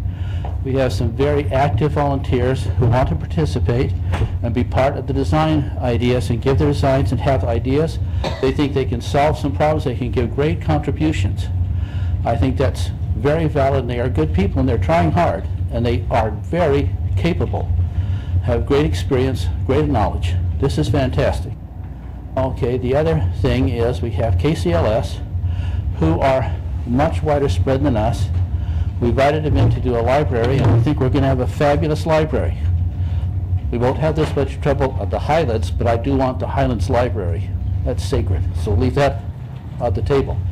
Number one is we have these people, and they want to feel that if you make the decision tonight that you're going to go ahead, they want to be able to have their input, and that's their concern. They need to know that this is really there. Now, I think we've got King County Library Systems guy here, and I think, just Howard out on a ledge, they can get a wish with everybody, but I think if King County Library Systems would welcome these people into their design thing, then we can win every which way, because they have some great ideas. Their ideas, now this is over technical stuff, right? And I'm not technical. But the technical guys can talk to the technical guys, and they can come up and say, hey, if you do this, you can get this. Oh, is that right? I didn't see that. Oh, yeah, look at this math. And they do it, and they work it out so that they're all in there. We have two things we've agreed on, right? Number one, you have the library over the river. We want it as big as we can get it. And we have a very creative group who wants to make sure it gets paid for, and there's various ways of doing it. There may be enough money in the budget. There may not, I don't know. That's not mine, but we're going to have an auditor double check it. So that the money isn't just thrown in. We have $20 million, you have to spend $20 million. If it only costs us $5.5 million, only $5.5 million is going to be spent. The rest of it's coming back. That'll never let it go past. So this is where we are. We have the checks and balances already here. The checks and balances exist. But what we want is an open invitation to sit at the table, to have the input and have things done. I think that would be it. I think it would be an informal thing, because we can't formally think. But I think the important thing is having acceptance of the input from people who care a great deal, who have some great ideas. And I think it makes sense. They want to save the taxpayers' money as much as they can, so all of you. I think the thing is the communication and the trust and the cooperation is the big thing, and we can do it. We can all win, but we need to have King County Library System say, yeah, when we have the guys sit at the table, we can have you guys put input so we can look at it, we can see, because I think these guys have come up with some great ideas, and truly I haven't a clue because I don't have enough technical ability. Does that make sense? But I believe in these guys. I think they've got some great ideas that could be incorporated into the library. So I think if everybody's invited in, we can win all the way around. I know these guys are smart. I know King County Library System's interested in putting together the best library they can. Let's see if we can make it all work together. There's my 2 bits. And I'm sorry I missed this. I was out.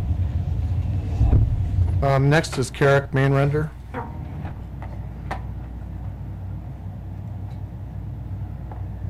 Good evening, Carrick Main Render, Renton, and I will leave the budget and legal stuff to those that understand them.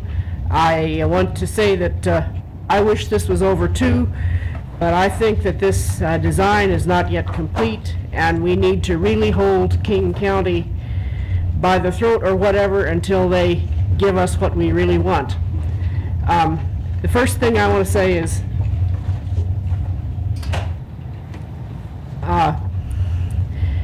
when they install those seismic brace thingies, you know, with the pilings that go down there, they should restore the northwest section, the Sartori room or whatever they call it, after they put those in place. If that means that they have to put the fixed one on the north end, then let them do it. We shouldn't have to lose that space.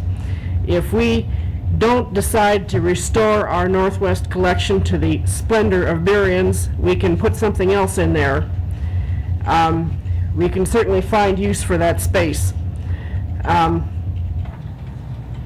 going on to the what we have, collections and so forth, I haven't used a hard copy encyclopedia in some time, but I still read the newspapers, I read magazines, I use the USGS maps that we have such a fine collection of all the time. We should hang on to those, we should have room for all of them. There should be tables as well as soft seating, because with my arm problems I need to have what I'm looking at supported, whether it's a book or a map or whatever. Stuff like that's necessary. The second thing is study rooms. On this design here, I didn't see those put in. That's maybe kind of a grace note after the main design is hammered out, but we need 2 or 3 small study rooms, 2 or 3 or 4 of them, for the tutoring and the ESL stuff that's so needed these days. You just can't leave that out. That's got to be there. And a couple other questions. Well, I guess you can't answer these, but somebody's going to have to. What is this narrow space right there? A long, skinny closet almost. I'm trying to figure out what that's going to be. There's no explanation for that. Somebody's going to have to explain that one of these days. And finally, bathrooms. I see here, ladies, gentlemen. This one here, who's that for? Okay, those are kind of minor questions, but somebody should get on them. Yeah. And why is this space so big? What all goes on in this big room here? Mr. Mayor? Yes, Mr. Crowe. Can we get answers to those questions? I think we do have a representative from the architect here tonight. And good questions. Is that possible? I was just going to say it's on the most recent drawings that we have. Would give her much more detail, because part of that is there's a janitorial closet, there's a staff bathroom, there's a lot more detail on the information that we got over the weekend that would probably be very helpful and answer your questions. Okay, well, I can clearly see that I missed something on Friday. Yeah. But to say again what I said before, all this new modern stuff that we have, like little tiny phones and stuff, that's great, but that doesn't mean that we're going to get rid of all the old stuff. We still use the topographical maps, we still read the paper at the library, read the magazines, and there will never be any substitute for browsing in the stacks. Fiction or non-fiction, making discoveries in the stacks that we hadn't even hoped for. That they can't take away from us. So anyway, that's my concern about the library tonight, and I just want to say that I'm glad that KCLS is starting to move in the right direction as regards size, but we still need to restore the addition here. And I would say it's a nice design, but it's still a bit of a preemie, and it needs to spend a little more time in the incubator. Thank you. Thank you. Next is Roseanne Jacobs. I have no comments, thank you. Okay, thank you. Next is George Houston.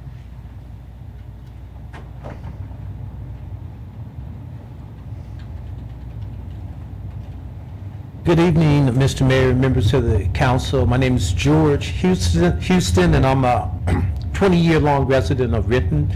Of course, I've had family in the Renton area for over 60 years, so, you know, I feel like this has been my home even long before I moved here.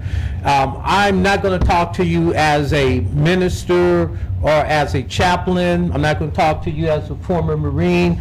I'm not going to talk to you about the library, but I'm here to talk about RIAC. And I wanted to talk about it because I feel that there is a great need for a place for the young people to go to, especially after school, and to receive support and encouragement. It's been shown that the average young person needs at least 6 individual adults in their lives, really to help to keep them on track so that they can have a healthy life. And after school is the time where a lot of the young people fall through the cracks. And so RIAC has already begun the process of reaching out to these young people, of offering them the kinds of support and direction and encouragement. But it's really all with one purpose. I just heard the gentleman said they just want to know that they have a seat at the table. And that's really what we want for the young people, that they will be able to come to a place like this and sit back and observe and recognize, how can I become an active and a productive member of society? But I would say this to you, I'm not going to be before you long, but a budget is a moral document. And by not funding certain things, something was said. And what RIAC is, what Renton Youth Advocacy Center is just seeking to do, is to be able to, out of their own pockets, to pay for what the services that the city would have one time provided.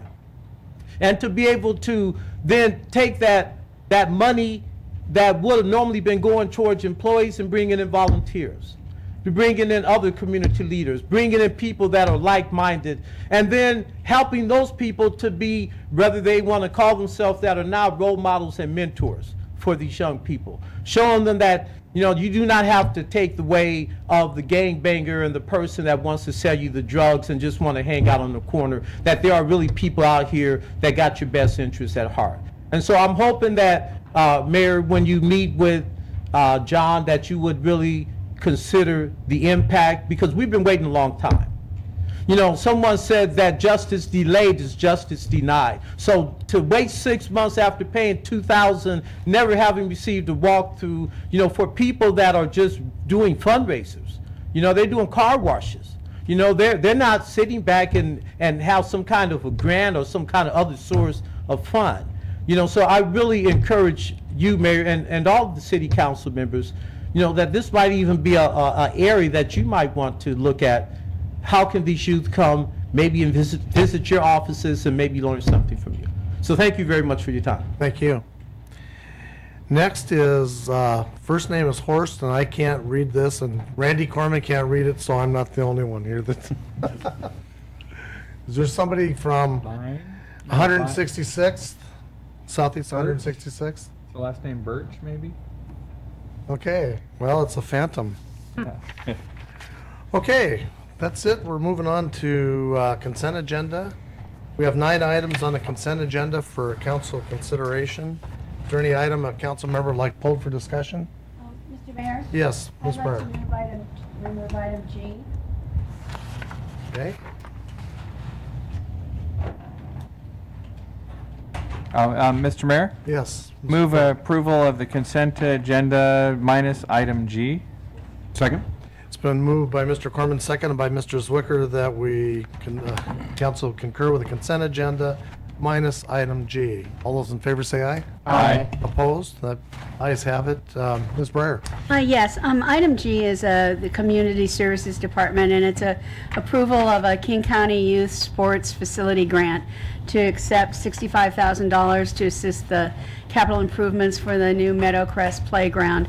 And rather than delaying it by getting additional details at Finance Committee, I think we should just go ahead and approve it with council concur to accept the funds that are being donated. Second. Okay, it's been moved by Ms. Breyer, seconded by Mr. Zwicker, that council concur with item G to accept the funds, $65,000 for the Meadowcrest Playground. Any questions or discussion? All in favor of the motion, say aye. Aye. Opposed? The ayes have it. Okay, moving on to unfinished business, Mr. Corman. Okay, Mr. Mayor, first item shown, Highlands Affordable Housing. We did have a briefing tonight. I don't have a report in front of me, and I'm a little confused whether we need a report on that. I'm going to ask the clerk. Madam Clerk, is that something where we have to present a report? It was referred to committee by motion of City Council. But if it was to- referred as a briefing only, was it referred as a briefing only? It was not referred as a briefing. Okay. So we could prepare For next, for your for next next meeting. council meeting. Okay, next council meeting. Oh, do you have a report? A draft was prepared. Oh. Oh, I didn't receive that, I don't think. We didn't. Oh, here,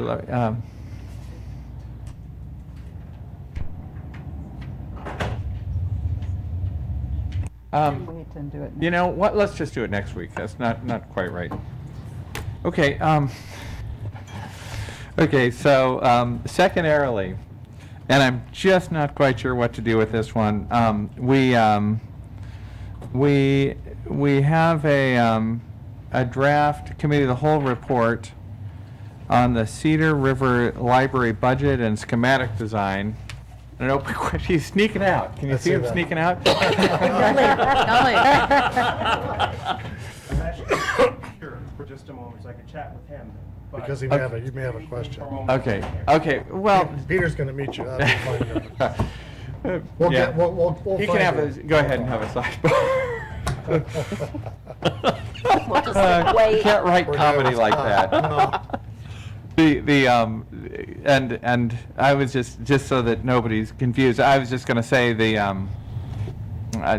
report is basically saying that we're accepting the schematic design. There's an open question about Whether it's legal. whether it's legally correct, and I guess I don't feel comfortable with the legal office saying they haven't had a chance to review it yet. I won't presume to speak for the city attorney, but I think what he may recommend is that the council have a brief executive session so he can talk with you in executive session about the contract. And that's, I think, what they're just talking about there. But that would be, if that's where the council is, I think, as we would do in any contract that might be open to dispute, we want to talk with you all and let the attorney talk with you in an attorney-client situation. So that's probably what he'll come back and recommend. But Mr. Mayor, Mr. Mayor? Yes, Mr. Taylor. And that would be a option. Another option could be, in view of the importance and the uncertainty from a legal standpoint, why not just postpone it for, a future date, have time to take a closer look at it, understand it better, and rather than the haste of making a decision tonight. I'm not aware, no one has made anything, brought anything to my awareness that there's need to be a decision made tonight for any reason, so I wouldn't understand why Just to we have clarify, do Mr. that. Mayor, there's no question on the part of the administration. I think that the city attorney would, obviously, there's been questions that the council has asked, but, so I want to just clarify for the record, Councilman Taylor mentioned there was uncertainty. There's no uncertainty on the part of the council that we're in compliance with the ILA. Mr. Mayor? The administration is in compliance with the ILA. Hey, was that Mr. Person or was that Mr. Mayor. Zwicker? Me? All right, Mr. Person. I'm convinced that our staff knows what they're doing, and that if staff says that this is a complete enough schematic that we need to move forward. I mean, I guess we got to get the plans done, and then we can still work on this. The administration has already said that they're going to audit everything as we go along, and that's what people are asking for. We come back next week and we'll have the same argument again. And I think it's several people in the audience and several people have contacted me over the week. So you guys have to move on. And I think we have, with this schematic that we have come a long way. I always felt we should have the full bridge. We're getting the full bridge. I had a conversation with Mr. Parker today, not on this, and he brought something really out to me that it just had kind of gone over my head, because I don't have a walking disability. He said that it's important to him as a disabled person to be able to go straight from that parking lot into the building. He can't walk to the center. So that all really put the entrance into perspective to me. So I'm all for safety reasons, lighting reasons, and all, just the library reasons. I think the library entrance has to be moved as a schematic. And I think, like I say, it's a compromise, and we're never going to get everybody to agree 100% on. And we've vetted this particular issue more than we have any other issue. We have listened to more people than we ever have.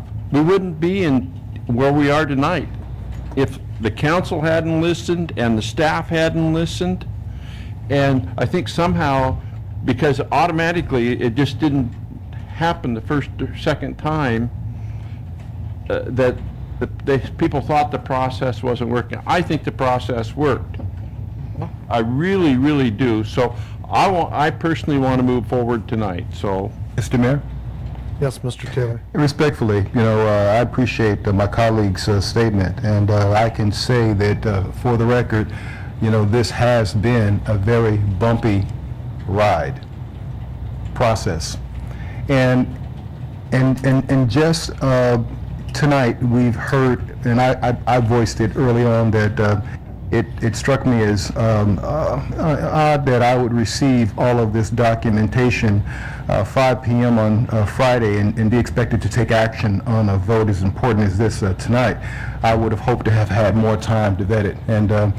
And to the assumption that no one has anything to do over their weekend but to get this level of detail to digest for a meeting, I think is very presumptuous. But the other thing is that because the process has been so arduous and contentious, it's even at some times, granted we are making some progress and moving in a very good direction, and I'm very hopeful about that. I still think the question begs to be answered. Is it urgent? Is it imperative that this decision gets made tonight? I think that in view of the landscape and the optics of how this thing looks, that waiting another week or so to finalize this once we get more clarity, and speaking for myself, I, for one, have more time to digest it in a way that I feel more comfortable with it. I don't see where that would hurt anything. I think that the haste to make the decision tonight could possibly just be exactly that, just hastiness, and I would hope that we could consider holding this off just a little bit longer and getting just a little bit more comfort with this decision. Mr. Mayor? Yes, Mr. Carmen. I think as committee chair for Committee of the Whole, I think that I am going to recommend 1 week. That it's possible I might even be able to change my travel plans and be able to make that meeting. I don't know that I'd have to be. I want to get clarity, though, from the council. I think, because what I don't want to do is be unfair to our community. There's a lot of different ideas in play right now about what could still happen, and I think, being realistic, I don't know if I'll put it this way. I kind of doubt that the design of the entrance would be easily changed during that week. I think it's possible. I kind of like one idea that was presented tonight about having dual doors on the airlock, one out to the bridge. I think maybe that's worth a look. I think the community deserves answers to questions. I do have in my schematic design package listing of what there's a family restroom that's been added. Obviously, the community doesn't have that. I would like to hear the attorneys, and I don't mean to put you on the spot at all. I'd love to have the attorney's office in a position where they can say, yeah, this is legally in compliance with the ILA. I think, Mr. Garman. Thank you, Mr. Mayor. I've spoken with Mr. Covington, and I've also spoken with Mr. Renner, and we're definitely available if you'd like for either a brief or a more protracted executive session in order to address a few of the issues that have come up, but I think it's more appropriate for us to discuss them in an executive session, and then from there you can make whatever decision you'd like to make for this evening and going forward. So Mr. Mayor? Yes, Mr. Yeah, Garman. so it sounds like, one option would be, we could set next week as a week to bring forward the report, have an executive session tonight, and finish the meeting with no action taken tonight. Would that be a reasonable? With the exemption. Mr. Mayor? Okay, Mr. Zwicker. Yeah, let's get some clarification on what we're doing procedurally. I think at this point, we're getting real close, we need to start reducing things to motions, so we can take a vote and decide what we want to continue. I do have some questions about what we're doing with an item that was in committee of the whole, now we're in new business, potentially being told that the committee chair is not going to advance a committee report out, so it may just need to be a floor motion. Yeah. I'm assuming that, though, procedurally, we can adjourn now for like a 15-minute executive session and come back and then start taking this up again. And that, to me, seems like the most natural course is to do that, but that would just be my suggestion at this point. All right. So, Mr. Newsom, you're suggesting any discussion on the contract we should do in executive session? I think at least an aspect of it. Okay. Okay. So we do have another item on the executive session, so we could adjourn into executive session on those two items and reconvene after that. Is the other one very lengthy, or the Yeah, second? 25 minutes. Well, Mr. Mayor, I can't see that an executive session on this, and I'm all for doing it, but we'd have to allow at least a half hour. Because I know you get in there and there'll be just one question after another, because once he explains, then there'll be a question and there'll be answers and questions, so. I mean, I'm ready to move forward. I'm ready to make a motion that we accept the schematic design, and this evening, I personally am convinced that we have the information needed to make that decision. Okay, is that a motion? That's a motion. Do we have a second? Second? So moved by Mr. Person, seconded by Mr. Zwicker, that we approve the schematic design and forward. Mr. Mayor. Mr. Corman. As you know, I'm supportive of getting this done. I feel like I'm in a little bit of a bind. Now it's even worse. Not only did the attorney not have a position when I asked, but he says we've got to talk in executive session. I'm almost as a point of order, I guess I'd say, can we really vote on the motion with the attorney telling us he needs to have an executive session? I'm concerned, I didn't want to combine let me say on that point of order, I didn't want to combine that necessarily with the other item, because then it pushes us till like 10 o'clock, and for citizens in attendance, some of them probably have jobs they got to report to in the morning. Perhaps, maybe I could make a proposal, if it's fair, there's an amendment or a motion on the table, but maybe as a point of order, we could we could recess into executive session and take up just the item that he wants to share with us, and then reconvene in 15 minutes? Well, but the issue is that if we're going to go into executive session, we have to have enough time to have the discussion. I mean, I would love to say we could get it done in 15 minutes, but I know from my experience that when we get in, there will be 7 different questions or more, and you're not going to get done in 15 minutes. So I have no objection to going into executive session. Mine is that we have to give sufficient time to fully vet it. I think another issue is, your question, Mr. Corman, is whether this schematic design is adequate to meet the intent of the interlocal agreement, which the staff totally believes it does. So now our city attorney would work with us to try to talk about, what would we defend if there was some violation, I suppose, posed on our interpretation of the interlocal agreement obviously with King County Library Systems. We believe that the intent has been met. So I don't know that in executive session you're going to learn a lot different than that. You may. Mr.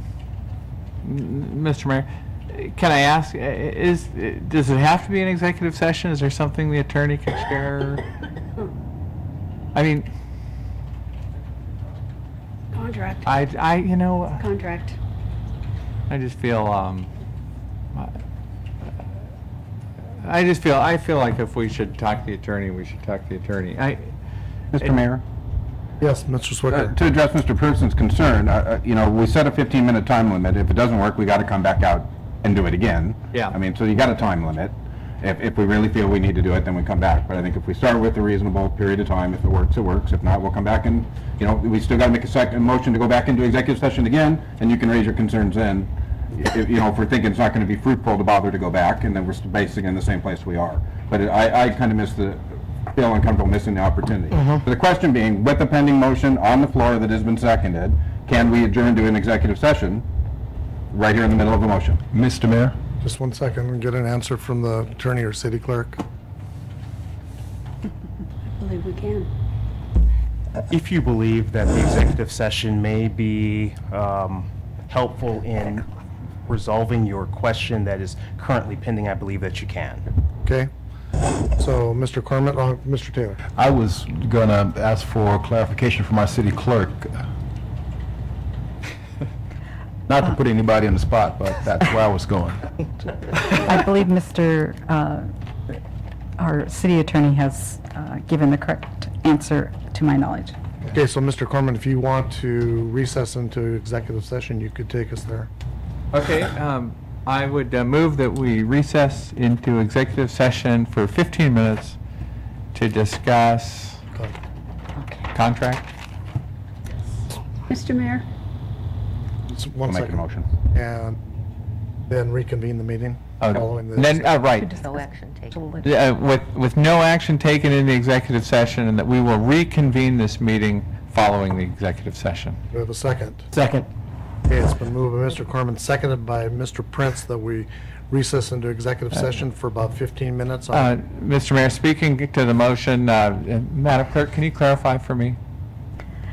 I believe we are required under the record to indicate the reason for it, having executive session. If it is potential litigation regarding the contract, then indeed we would announce it that way. Okay. And there is, as you might imagine, the potential for litigation related to the interpretation of the contract. Okay, so we have a motion and a second. Ms. Breyer? I was going to ask if we could have a 5-minute restroom break prior to the Yes, I will go ahead. I will grant that. So, I think the Madam Clerk's is... Excuse me? The Technically, you cannot take a recess prior to executive session. You have to go directly from the council meeting to executive session and back.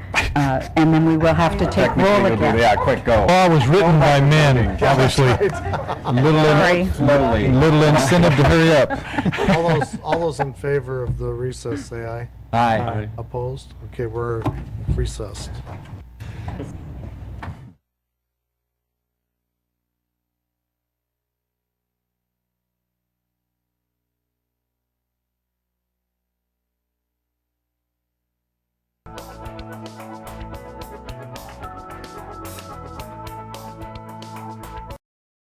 Mr. Corman?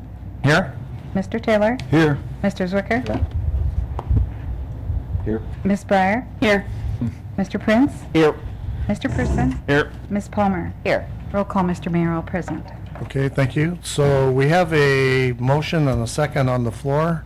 Yeah, I'd just like, Mr. Mayor, Yes, Mr. Person. I'd like to clarify my motion because I was patterned in it after the report. So what my motion is that the council approves a schematic design for a renovated replacement library over Cedar River for approximately 19,500 gross square feet for a maximum city contribution amount not to exceed $10,400,000. The committee then, and the Council. and the council deems the guiding principles established for the preliminary design phase has been fulfilled and directs administration to proceed with retaining consultant or consultants to conduct an independent review of the preliminary project budget and perform a project cost audit during construction phase and report results back to the council finance committee. That was my motion. Okay. Mr. Mayor, Second that amendment. And you're okay with a second on that? Yeah, yes, Ms. Palmer. I'd like to amend that be brought back to the committee of the whole. We all are interested in this. Good point. I'd like to have it. I would take that as a friendly amendment. Okay. No problem. Madam Clerk, did you get all that? Could the motion be reread, please? Yes, I believe Mr. Person read what is in the draft committee report,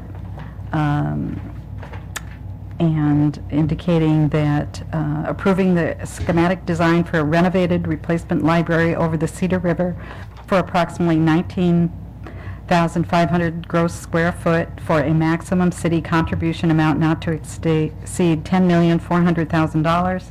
The committee deems the guiding principles established for the preliminary design phase has been fulfilled and directs the administration to proceed with retaining consultants to conduct an independent review of the preliminary project budget and perform a project cost audit during construction phase and report back results to committee of the whole. Okay, any further discussion on the motion? Mr. Mayor? Yes, Mr. Cronin. The risk of confusing it further, I'd like to see if I can add one small amendment. And it's just one design detail. I mean, certainly we all have different things that we're looking for, but the one detail I'd thought of before, and it was mentioned tonight, and I'd like to see if we can put that into the report, and it would simply be, so I'm going to formally move an amendment that we would ask the KCLS architecture team to consider adding a door that opens from the sort of the airlock at the entrance directly onto the bridge as part of the Mr. Mayor. Hold on. Ms. Breyer? We need to second that, don't we, to discuss Oh, it? sorry. Yeah, do we have a second? Second. That amendment? Ms. Breyer? Okay. My concern is that I don't believe that the bridge touches the entrance at that point. There's actually a separation, and so I don't know that that's physically possible. That's could be filled in. Mr. Mayor, what they showed us last time when you were gone was that they have plans now to fill that in. Totally? Okay. It's a plaza. Where now you look down into the river, Right. but they're, yeah, Okay, making because it. that was what was still shown on the drawing Right. that I saw. Okay. And, Mr. Mayor? Yes, Mr. If I could Cronin. speak to the motion to amend, that one feature, and it wouldn't have to be an automatic door. The automatic door could still open up on the parking lot side, but that one feature would, in fact, give us an entrance that was on the bridge, and I think it would just cost the price of an exterior door. And I wouldn't even require that it be part of the package, but just a recommendation by the council that they consider adding that. As long as the word's considered, Mr. Mayor, as long as we ask them to consider it, because I kind of got the impression that's what the way the design was going to go anyway, so. Okay, I think it's a great. Okay. Okay, so we need to vote on the amendment. Is there any further discussion on the amendment? Mr. Mayor? Yes, Mr. Zwicker? Yeah, I need some clarification on the amendment. What, one more time? Okay. How is this amending what we already got? Okay, yeah, the schematic design, which, if we, oh, thank you, Jay, appreciate it. Yeah, it's, first of all, I think, again, I think KCLS did a nice job of trying to move towards where citizens wanted to go with this entrance. It's not mid-span, obviously, but, Jay, if you could. Right here, correct? Yeah. Yeah, exactly. So basically, they have a plaza that they've filled in an area that's currently not part of the bridge. They have a plaza, and then doors, which I presume are going to be automatic doors that open into that little airlock area. And the question would be, could they put a second door that faces out onto the bridge? So that, which actually would just save some steps at getting over to the Liberty Park side. And I don't, they might run into door radius issues or something, but I'd like them to look at it if the door opens out. Mr. Mayor? Yes, Mr. Zwicker? Yeah. So I'm concerned about muddying up I am too. this direction with something that's that obscure and just a, hey, will you look at it?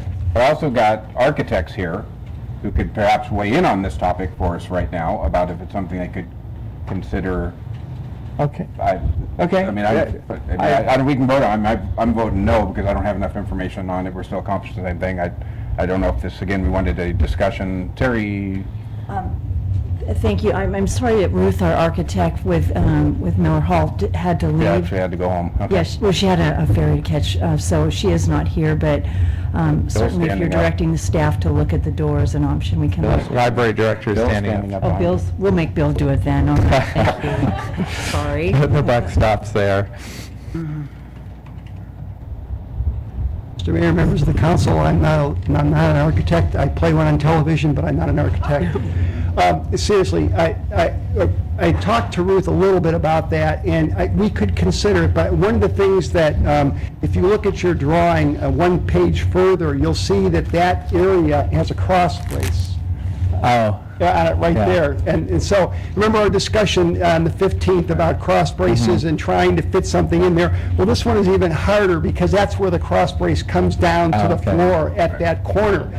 I don't know for sure whether it has to go all the way. We could have her consider it, but I just wanted, before you get too, wed to that idea, and those cross braces have to be there, 'cause we went through that explanation on the 15th, but the cross brace is right there, and it would preclude us from being able to put that. We're not opposed to it if we can do it, but again, with the cross brace there, I'm not sure, and she did have to leave to catch her ferry. Okay. Thank you, Bill. So, I guess I would still think as an add-on, as long as I just ask them to consider it, I still would advocate for that amendment. okay, so it's been moved and seconded to amend the motion to ask KCLS to look into the ability to add that extra door. Mr. Zwicker? Yeah, thank you, Mr. Mayor. Again, I'd like to actually have that portion read back, but there is potentially another option that we could do, because this may not be the last item that we're interested in having KCLS look at. So we don't necessarily need to have it in this report, because we could issue other council directives. So we could go ahead and pass this as proposed, and then do another separate motion that says, we would like KCLS to look at changing the entrance. We would like KCLS, or the architects, excuse me, to retain trees whenever possible. There could be some other considerations that we could do in a separate freestanding report that does capture potentially other. I've started with this the whole time and how we do this as a council if there were certain items that we would like to see. I think having the debate about are we moving this forward and doing it from there, and then I'd very much entertain a directive and would vote yes on a directive from the council that said, could you look at an alternate entrance based upon that or any other considerations we have? So that's an option.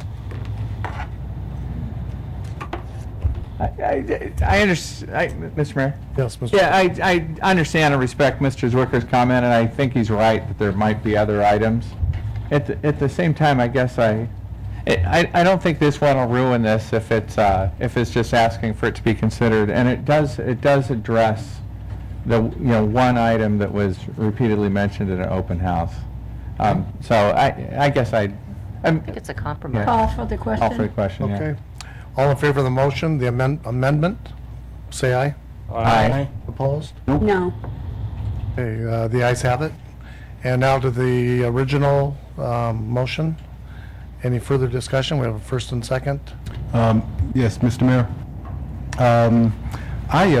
I'm still not convinced that we have to make this vote tonight. And respectfully to my colleagues, I know that you are. I think that there's more opportunity for some additional vetting here, and that making this decision tonight, is a little premature for me. So, and I won't be voting in favor of this motion. Okay, any further discussion on the motion? Mr. Mayor? Yes, Mr. Kerman. Yeah, I'd just like to say that that I'll support this motion, understanding again that we're going to have staff and independent auditor look at the finances, that this budget is a maximum budget. While I could see, I can always see, desire to spend more time. I'm not quite sure if we took another week exactly what would end up being different. If we were going to have 3 more months of development process, then that might change it, but I just, Mr. Mayor? Were you finished with your? yeah, that's all. And I understand your position, Randy. I would just say that, tonight we ended up going into executive session regarding this, because of some of the uncertainty in terms of how we should proceed. And this is rare that we would handle a situation this way. So that in and of itself speaks to, in my mind, the reason why a step back, this being that there is no action that needs to happen regarding this vote tonight, impending, this pending right now. So I would differ on that. And respect that, Mr. Chairman. Any other comments? Mr. Mayor? Yes, Ms. Palmer. I agree with Mr. Taylor that I feel like our normal position is not to make a quick decision. I know we've had 2 weeks, but we got this information 48 hours ago, and it is a lot of information. I'm struggling because I think we've all compromised. All of us, I think KCLS has, I think that the public has in their own way, because they still want it to be 2,200 square feet, and it's not going to be.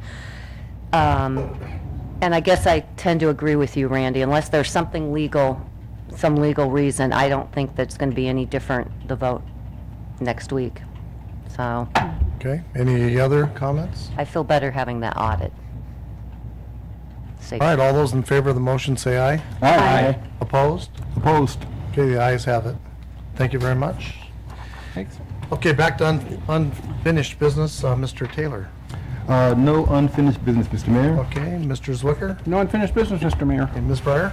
No unfinished business, Mr. Mayor. Okay, Mr. Prince? No unfinished business, Mr. Mayor. Mr. Person? No unfinished business. And Ms. Palmer? I'll make it unanimous. Okay. Oh, you got a transportation report, don't you? No, Oh, I thought don't. there was, okay. I think that's her committee, so.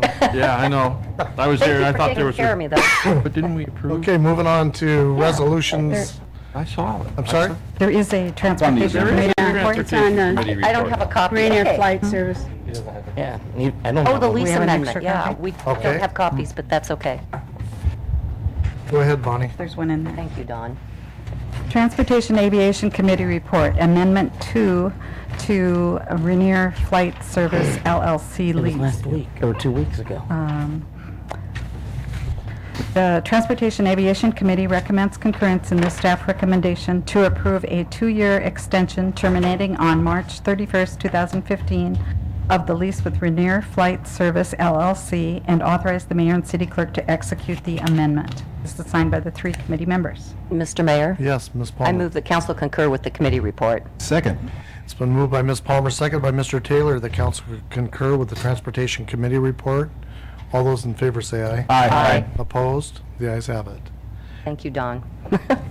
Okay, moving on to resolutions and ordinances. We have one resolution and we have one ordinance for second and final reading. The resolution regards the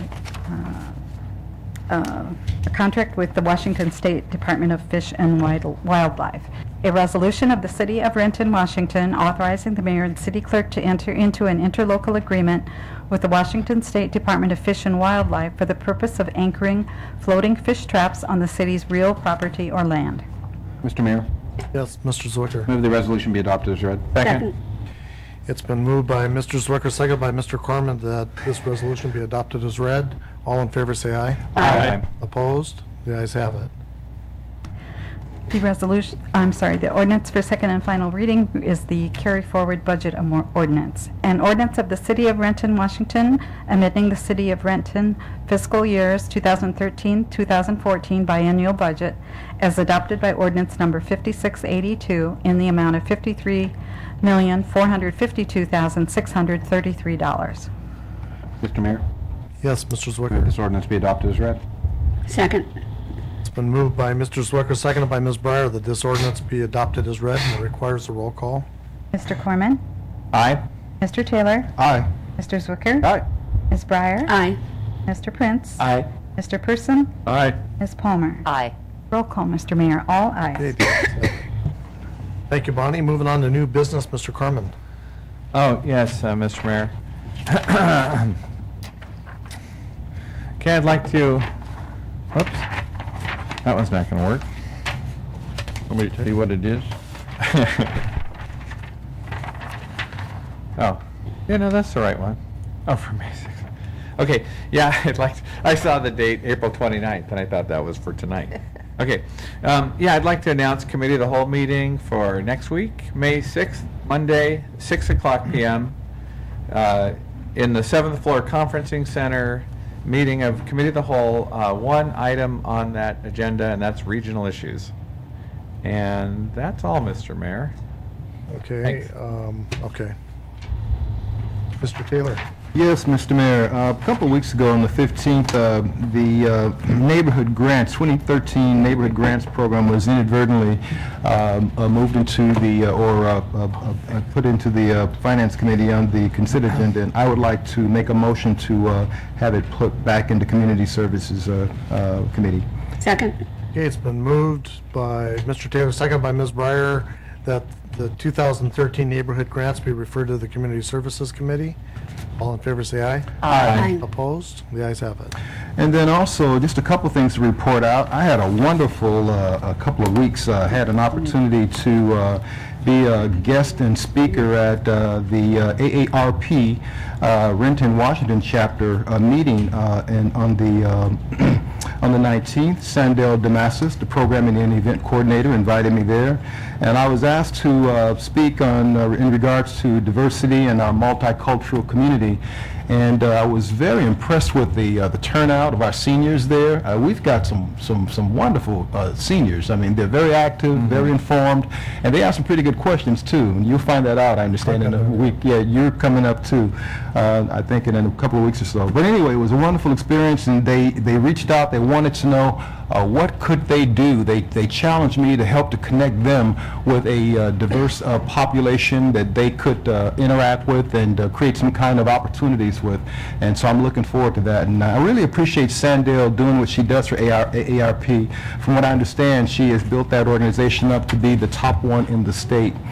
Then also, I had an opportunity to participate as a facilitator in the first Roadmap Region Parent Forum that took place Saturday the 20th at Foster High School. It was the first of its kind regional event designed to provide parents information that they need to promote successful outcomes for their children from cradle to college and onto career. There was more than 750 parents and hundreds of children who attended the event. According to Anthony Shoecraft, the organizer for the event, there was close to 1,000 individuals who showed up there. One of the things that they did that I found that was very unique in terms of how they were able to capture that outreach in such a successful way was that they removed a number of barriers to attend the event. They provided childcare, transportation, food from different cultures, and also simultaneous translation. I, along with Rich Brooks, we co-facilitated the Renton School District workshop called Building Bridges for parents and school staff. So overall, it was a very highly successful event, getting a parent, student, and the school district staff to participate and support. And I'm looking forward to the next project they're going to be coming up with. It's going to follow up with some next steps. But you're familiar with the Roadmap project. They got the $40 million grant, and they're putting the money to good use. And we got good things to look forward to. And that is all, Mr. Mayor. Mr. Taylor, you need to announce your community services. Oh, well, that would be nice if I did that. I've been seeing that I just put it into my committee. So on May 6th at 5 p.m., the Community Services Committee will be meeting, and we will be discussing the 2013 neighborhood grants. And that is all, Mr. Mayor. Thank you. Mr. Zwicker? The Planning and Development Committee scheduled for May 6th at 9 a.m. has been canceled. That is all, Mr. Mayor. Okay, thank you. Ms. Breyer? Yes, the Finance Committee will meet next Monday, May 6th at 3:30 p.m. We have 5 things, the vouchers, school district impact fees, emerging issues and revenue streams, workers' comp, third-party administrative briefing. We already concurred on the accessible playground grant, so we won't be discussing that any further. And then we have the Title V Code Amendment Entertainment Device License Fee. That's all I have. Okay, thank you. Mr. Prince? No new business, Mr. Mayor. Mr. Person? Yes, Mr. Mayor, at the request of the police chief, I would like to refer photo enforcement program expansion into public safety. Second? It's been moved by Mr. Person, seconded by Ms. Palmer to put the topic of photo enforcement expansion into the Public Safety Committee. All in favor, say aye. Aye. Opposed? The ayes have it. Having that been done at 5:30 next Monday, is it really May 6th, next Monday? May 6th, Public Safety Committee will meet in the council conference room with one topic, actually 2 topics, expanding photo enforcement program and emerging issues in law enforcement. Okay, thank you. Mr. Mayor? Yes, Mr. Corman? I don't want to put Mr. Person on the spot, but do you know specifically, is red light cameras, school zone cameras, Both. which ones? Both? Both. Maybe removing some. Yeah, okay. All right, well, that'll be an interesting topic. I mean, It will be. Okay, Ms. Palmer? No new business, I Mr. didn't Mayor. forget you. No, thank you. Okay, audience comment. Is there anybody who would like to address the council? Here's.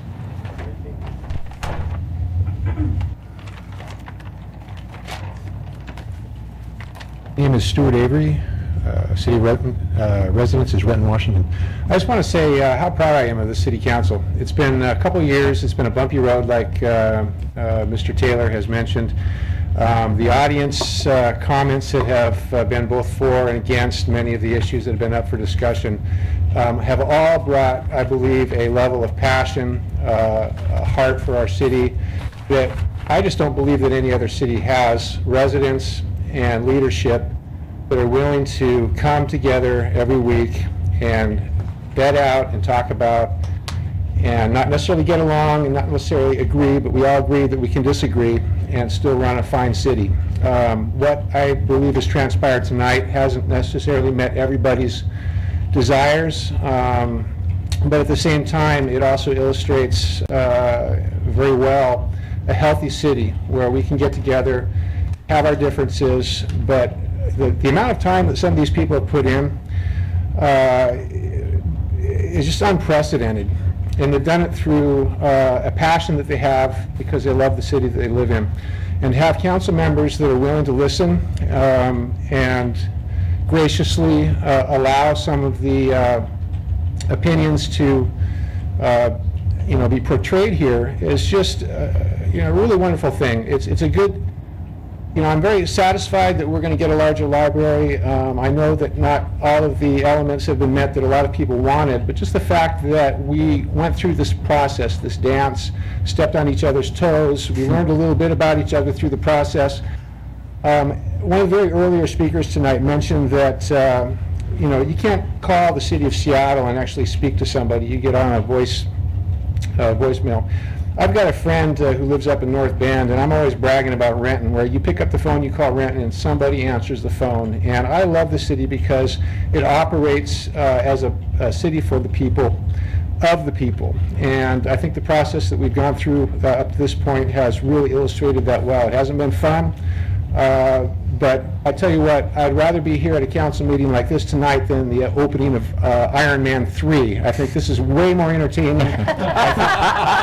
I think as a resident, I get a lot more bang for my buck for this. So I just want to thank you and let you know that we appreciate everything that all of you are doing. Thank you. Thank you. Mr. Avery. Nicola Robinson, and I live in Renton. Of course, there are some things that haven't been met tonight and probably will never be. I think it's actually understandable that you would choose to trust all the information that you've been given pertaining to the designs. That's probably a moot issue right now because this apparently is going to go through. But KCLS has been heard to make statements regarding the entrance in terms of this is the way we do it. And that argument is not open to options. Now, if you talk to another structural engineer, there is a chance that they would tell you that those cross braces would not have to go all the way along that wall, and that there's a way of placing those so the entrance can be, there are more options to put that entrance, but you understandably have chosen to trust the information that's being given to you that's being dictated by KCLS and their agenda to do things the way they do it. I think that's understandable, but I think it's very unfortunate. And I don't know if there's anything more that I can say to that. We're all really, we have no direct contact with the structural engineers. They have never been available during presentations. I have a transcript of the presentation that was given. It's 20 pages long, word for word. There are numerous contradictions and discrepancies. The wedge that was purely a distraction that was offered has not, there was a big if in the statement when that was presented as an option. It has not been vetted by structural engineers, and there were certain individuals on the council that swallowed that hook, line, and sinker without any question about the validity of that. That is a big disappointment, and I don't really feel that there are certain people that are fulfilling their roles as representatives of Renton citizens. Thank you.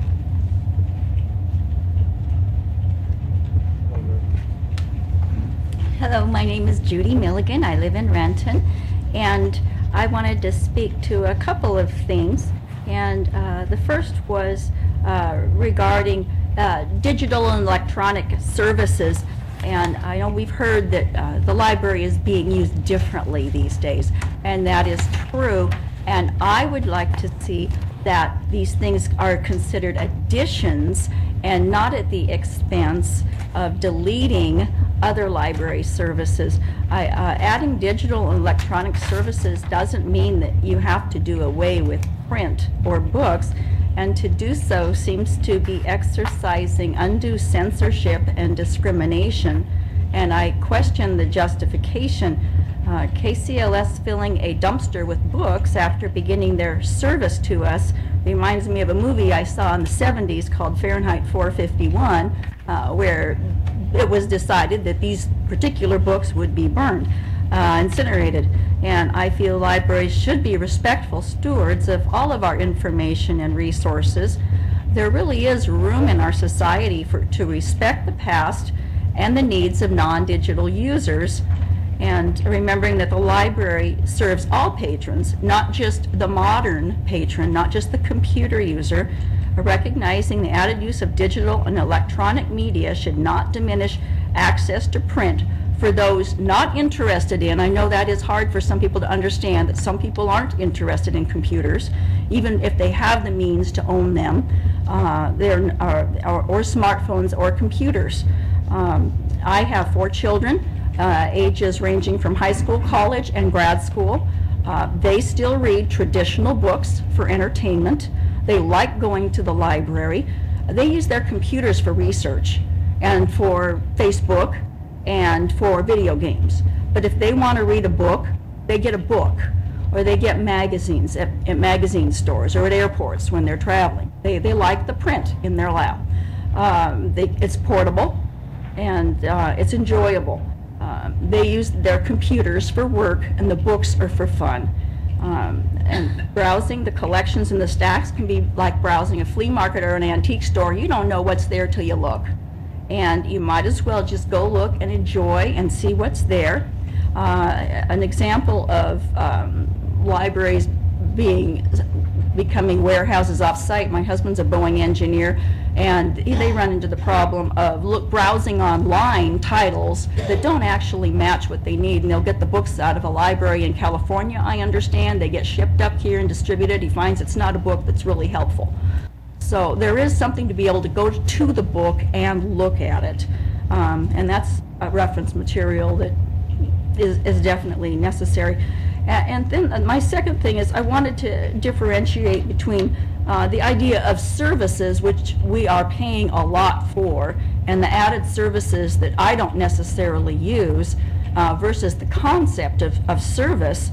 And they're 2 different things. And I do know that I recently found a library card on the grocery store floor.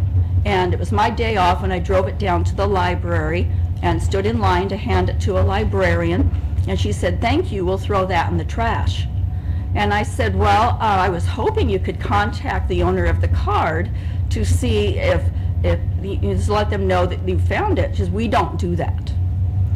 And another day I was trying to do self-checkout at the library and having some difficulty, and finally stood in line to get some help with that. And the librarian said, "Oh, I came over and played with it. I guess that's not working," and walked away. And it hasn't been working earlier today either. And I'm thinking I would probably put a sign on that if I knew it wasn't working, and direct a patron to another station. And so some of these just ideas of service, I would like to see some of those things come up a little bit. I know before we adopted into the KCLS system, occasionally I would go to Fairwood, but I did prefer our library. I know at Fairwood, once I was told that they didn't have time to help me because they had a lot of books to check in. And I was not familiar with the Fairwood Library, and so I would like to see, as well as services, I would like to see service become a universal. Thank you. Thank you.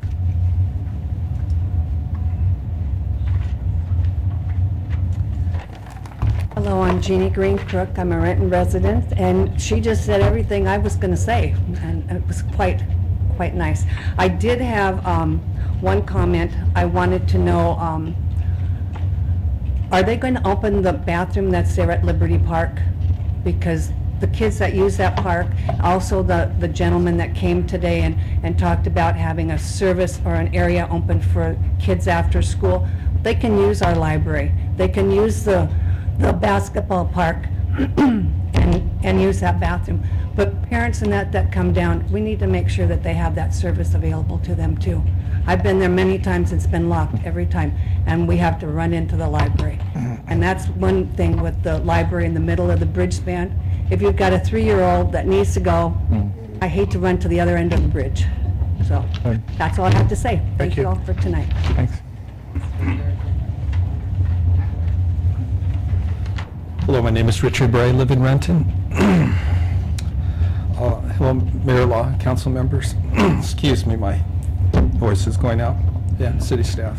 Thank you all for persevering. I know it's been a long night for all of us, and you have buried through it all as well. Just want to share some few comments. I wish I'd said this earlier, but, you know, the vote has been taken. But I don't think I'd be fair to the hundreds of people who either signed petitions or contacted me or gave messages to Facebook for the Save the Cedar River Library. So I want to share these thoughts. You know, Friday's Renton Reporter shared the results of this poll question. Do you think it's necessary to move the entrance of the downtown Renton Library? 86% said no, and I didn't even participate in that poll. It might have been 86.1. Obviously, it wasn't a scientific poll, but I do think it was another indicator of what people think. For the past 2 years, Renton residents have asked that our library entrance remain over the Cedar River. Families have asked that it be saved. Grandparents have asked that it be saved. Young and old have asked that our library entrance be saved. What you approved tonight, you did not guarantee that that entrance will be saved. I hope that you, and I know you made a recommendation, and I really hope that that recommendation is strongly followed up on, because again, that was your citizens' #1 concern of all ages, whether the people thought they were technically oriented or not. Likewise, your residents asked that the full size of the library be maintained. Again, people of all ages said through the 76% public vote at numerous public comment gatherings held since last fall and at the March 26 KCLS open house. And many directly to each of you at scores of council meetings. They all asked for the full size of the library. We didn't get the full size of the library tonight, and that's a loss for our community. Yes, it's better than the original position, and I'll grant you those who worked for that. But we still have lost 3,000 square foot of our civic resource, and that's a loss for our community. Renton residents said over and over that their 2 top priorities were to keep that entrance over the Cedar River and the connection with nature that gives us. And then they wanted again to keep the full size of the library for our maximum use and enjoyment. So, well, I'm happy that we're not at the worst case scenario. I don't think we got the best case scenario either.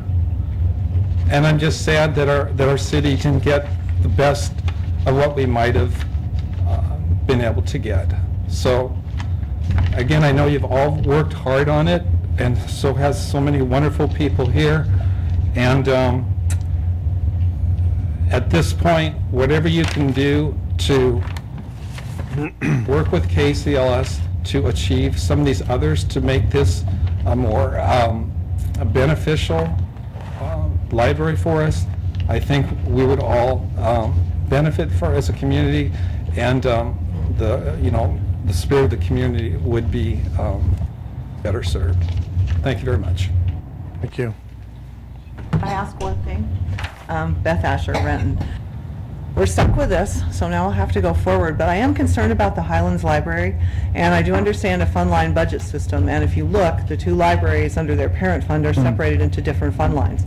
I would like to ask that the ILA be amended and that there be no transference between these two fund lines allowed at all, so that the Highlands Library can go forward with exactly the budget KCLS was allotted for the project.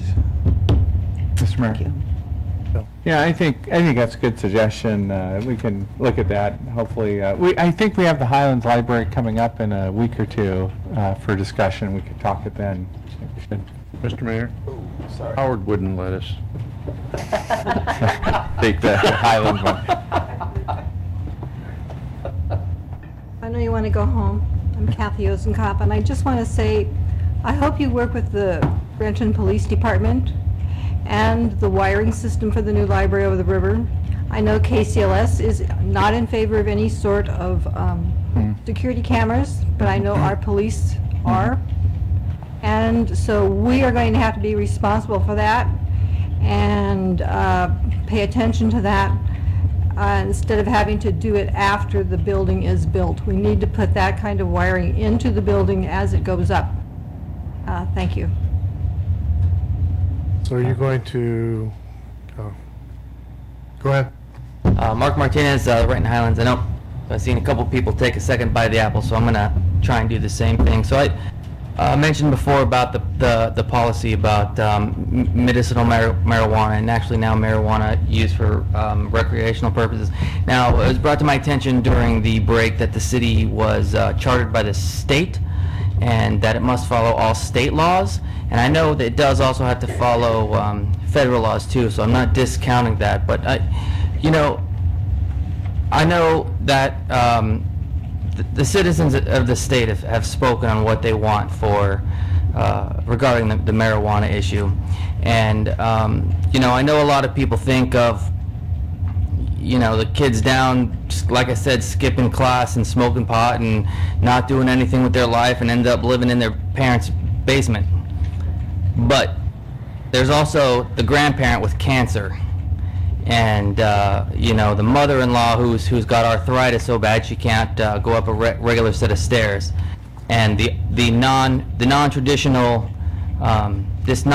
medicine. I know that, like I said, the rules are set up in such a way that either side can say that they're doing it right or that the other person is doing it wrong, and it's not set up in a clear, defined way that says if you do this, you're okay, and if you do this, you're breaking the law. And I think if you look at what's going on, I think that and my knowledge of this is what was in the Renton Reporter, and I'm of course not a drug lawyer or anything like that. But I do know that business owners, when they have the option to operate their business in a way that is in line with the law, they are going to try and do it as the best they possibly can. And as law enforcement agents, they're always going to try and look at the law to make sure nobody is trying to skirt the system or doing anything that could potentially possibly be illegal in any way, shape, or form. And I kind of think that misses the spirit of what the citizens want, especially here in this state. The citizens have voted for what they want. For the medical marijuana has been legal for a number of years, and now the I-502 was just enacted, and the state is trying to figure out what they're supposed to do for, I don't know if it's recreational purposes or what the whole law says specifically, but I hope the city can remember that it's chartered by the state, and that it's the members of the council who dictate policy that the city and the administration follows. And I hope that at least one of the council members could say that maybe this is something that we should look at, because it's something that affects our citizens of the city. Mr. Mayor? Yeah, Mr. Corman. One thing you should know, Mr. Martinez, is we actually did discuss at the council offsite this year. We had a special session. We spent an hour and a half on the topic of marijuana, and there was no action taken, but there was no prevailing mood by the council to try and reverse the course of the voters or anything in that session. We had a lot of discussion about sort of the turmoil in the laws and how it was going to get straightened out and what the timeline would be. And I guess I'd just like to try and assure you that there's no effort on Renton's part to do anything other than just the right thing by the voters. It'll be a little bit of a bumpy road, I think, as things get sorted out. And as the mayor said, that particular item, I think you said there was just no business license at all. Maybe there'll be a chapter 2 if they apply for one, I don't know. But I do know the council's intent was to figure out how to comply with the will of the voters. So, If I may, just to make clear, typically speaking, if you represent a government, you swear an oath to both the state constitution as well as the federal constitution to uphold and abide by both. And under the federal constitution, I believe it's Article 6, Section 2, that is the supremacy clause. And it is clear, and it binds, and it requires each of us, whether in the military, police, prosecutors, council members, to follow the law. And at this time, there appears to be a federal law that says that, among other things, you can't sell it, you can't possess it, so forth and so on. The states can make whatever decision they choose to make, but the fact this is under the supremacy clause. If the United States, and it has, says no, then it means no for right now. Now, the question about what the state, what it means for the people of the state to have decided that they'd like to have it, I'm not so sure it's as unclear as people make it out to be, but I'll respect that people have their opinions and they're entitled to have them. But the fact is when the federal constitution and federal laws say you can't do something, that's simply what it is. So, and I fully understand that. I actually took the oath to protect the Constitution myself, and I fully am aware of the ramifications of what that means. And if that is the case, that the city is making the statement that we're going to uphold each and every federal law to the utmost extent, there are several federal laws that are probably not being upheld to the 100%. Like I mentioned before, the Defense of Marriage Act states that no federal money can go, essentially, right? So again, I'm not the lawyer, I don't know all the nits and grits of it, but federal money can't be used for same-sex benefits or something like that by employers. And directly or indirectly, the city receives federal money. It's illegal to be in this country. You can't be in this country illegally. And I'm pretty sure that the Renton police aren't going out checking immigration status. And I wouldn't want them to. I would not want them to. Because that's not their job to enforce federal law. It's their job to enforce city and state laws. So, thank you. Mr. Mayor? Yeah, and with that, I'm going to encourage that we move on. Yeah, the audience may not know this, but we actually still have more of our meeting. We have a second executive session. But one thing I just wanted to say at the end of this meeting is I also want to thank the public. I think that this, while clearly not everybody's completely satisfied with this library, I think that we've seen the best in Renton citizens. They've really stepped up to shape this. I know this is going to be a library that we're going to continue to be really proud of. It's going to be the city icon that continues to show up on the front of our annual reports and on our businesses' annual reports. And it's so much better for all of your involvement, and so my heart goes out to you for the kinds of commitment you've shown. And as we get to working on our downtown, we want to widen some sidewalks and do some other things down there. I hope we see some of you back with some of your ideas and energy for that. So thank you all very much for that. And with that, I would move that the council meeting recess into executive session for approximately 25 minutes to discuss property acquisition with no official action to be taken, and that the council meeting be adjourned when the executive session is adjourned. Second. Okay, it's been moved by Mr. Crum. Was that you, Mr. Taylor? Seconded by Mr. Taylor that we adjourn into executive session. All in favor, say aye. Aye. Opposed? We're Eat my vegetables. Then I learned at school how food can be recycled. So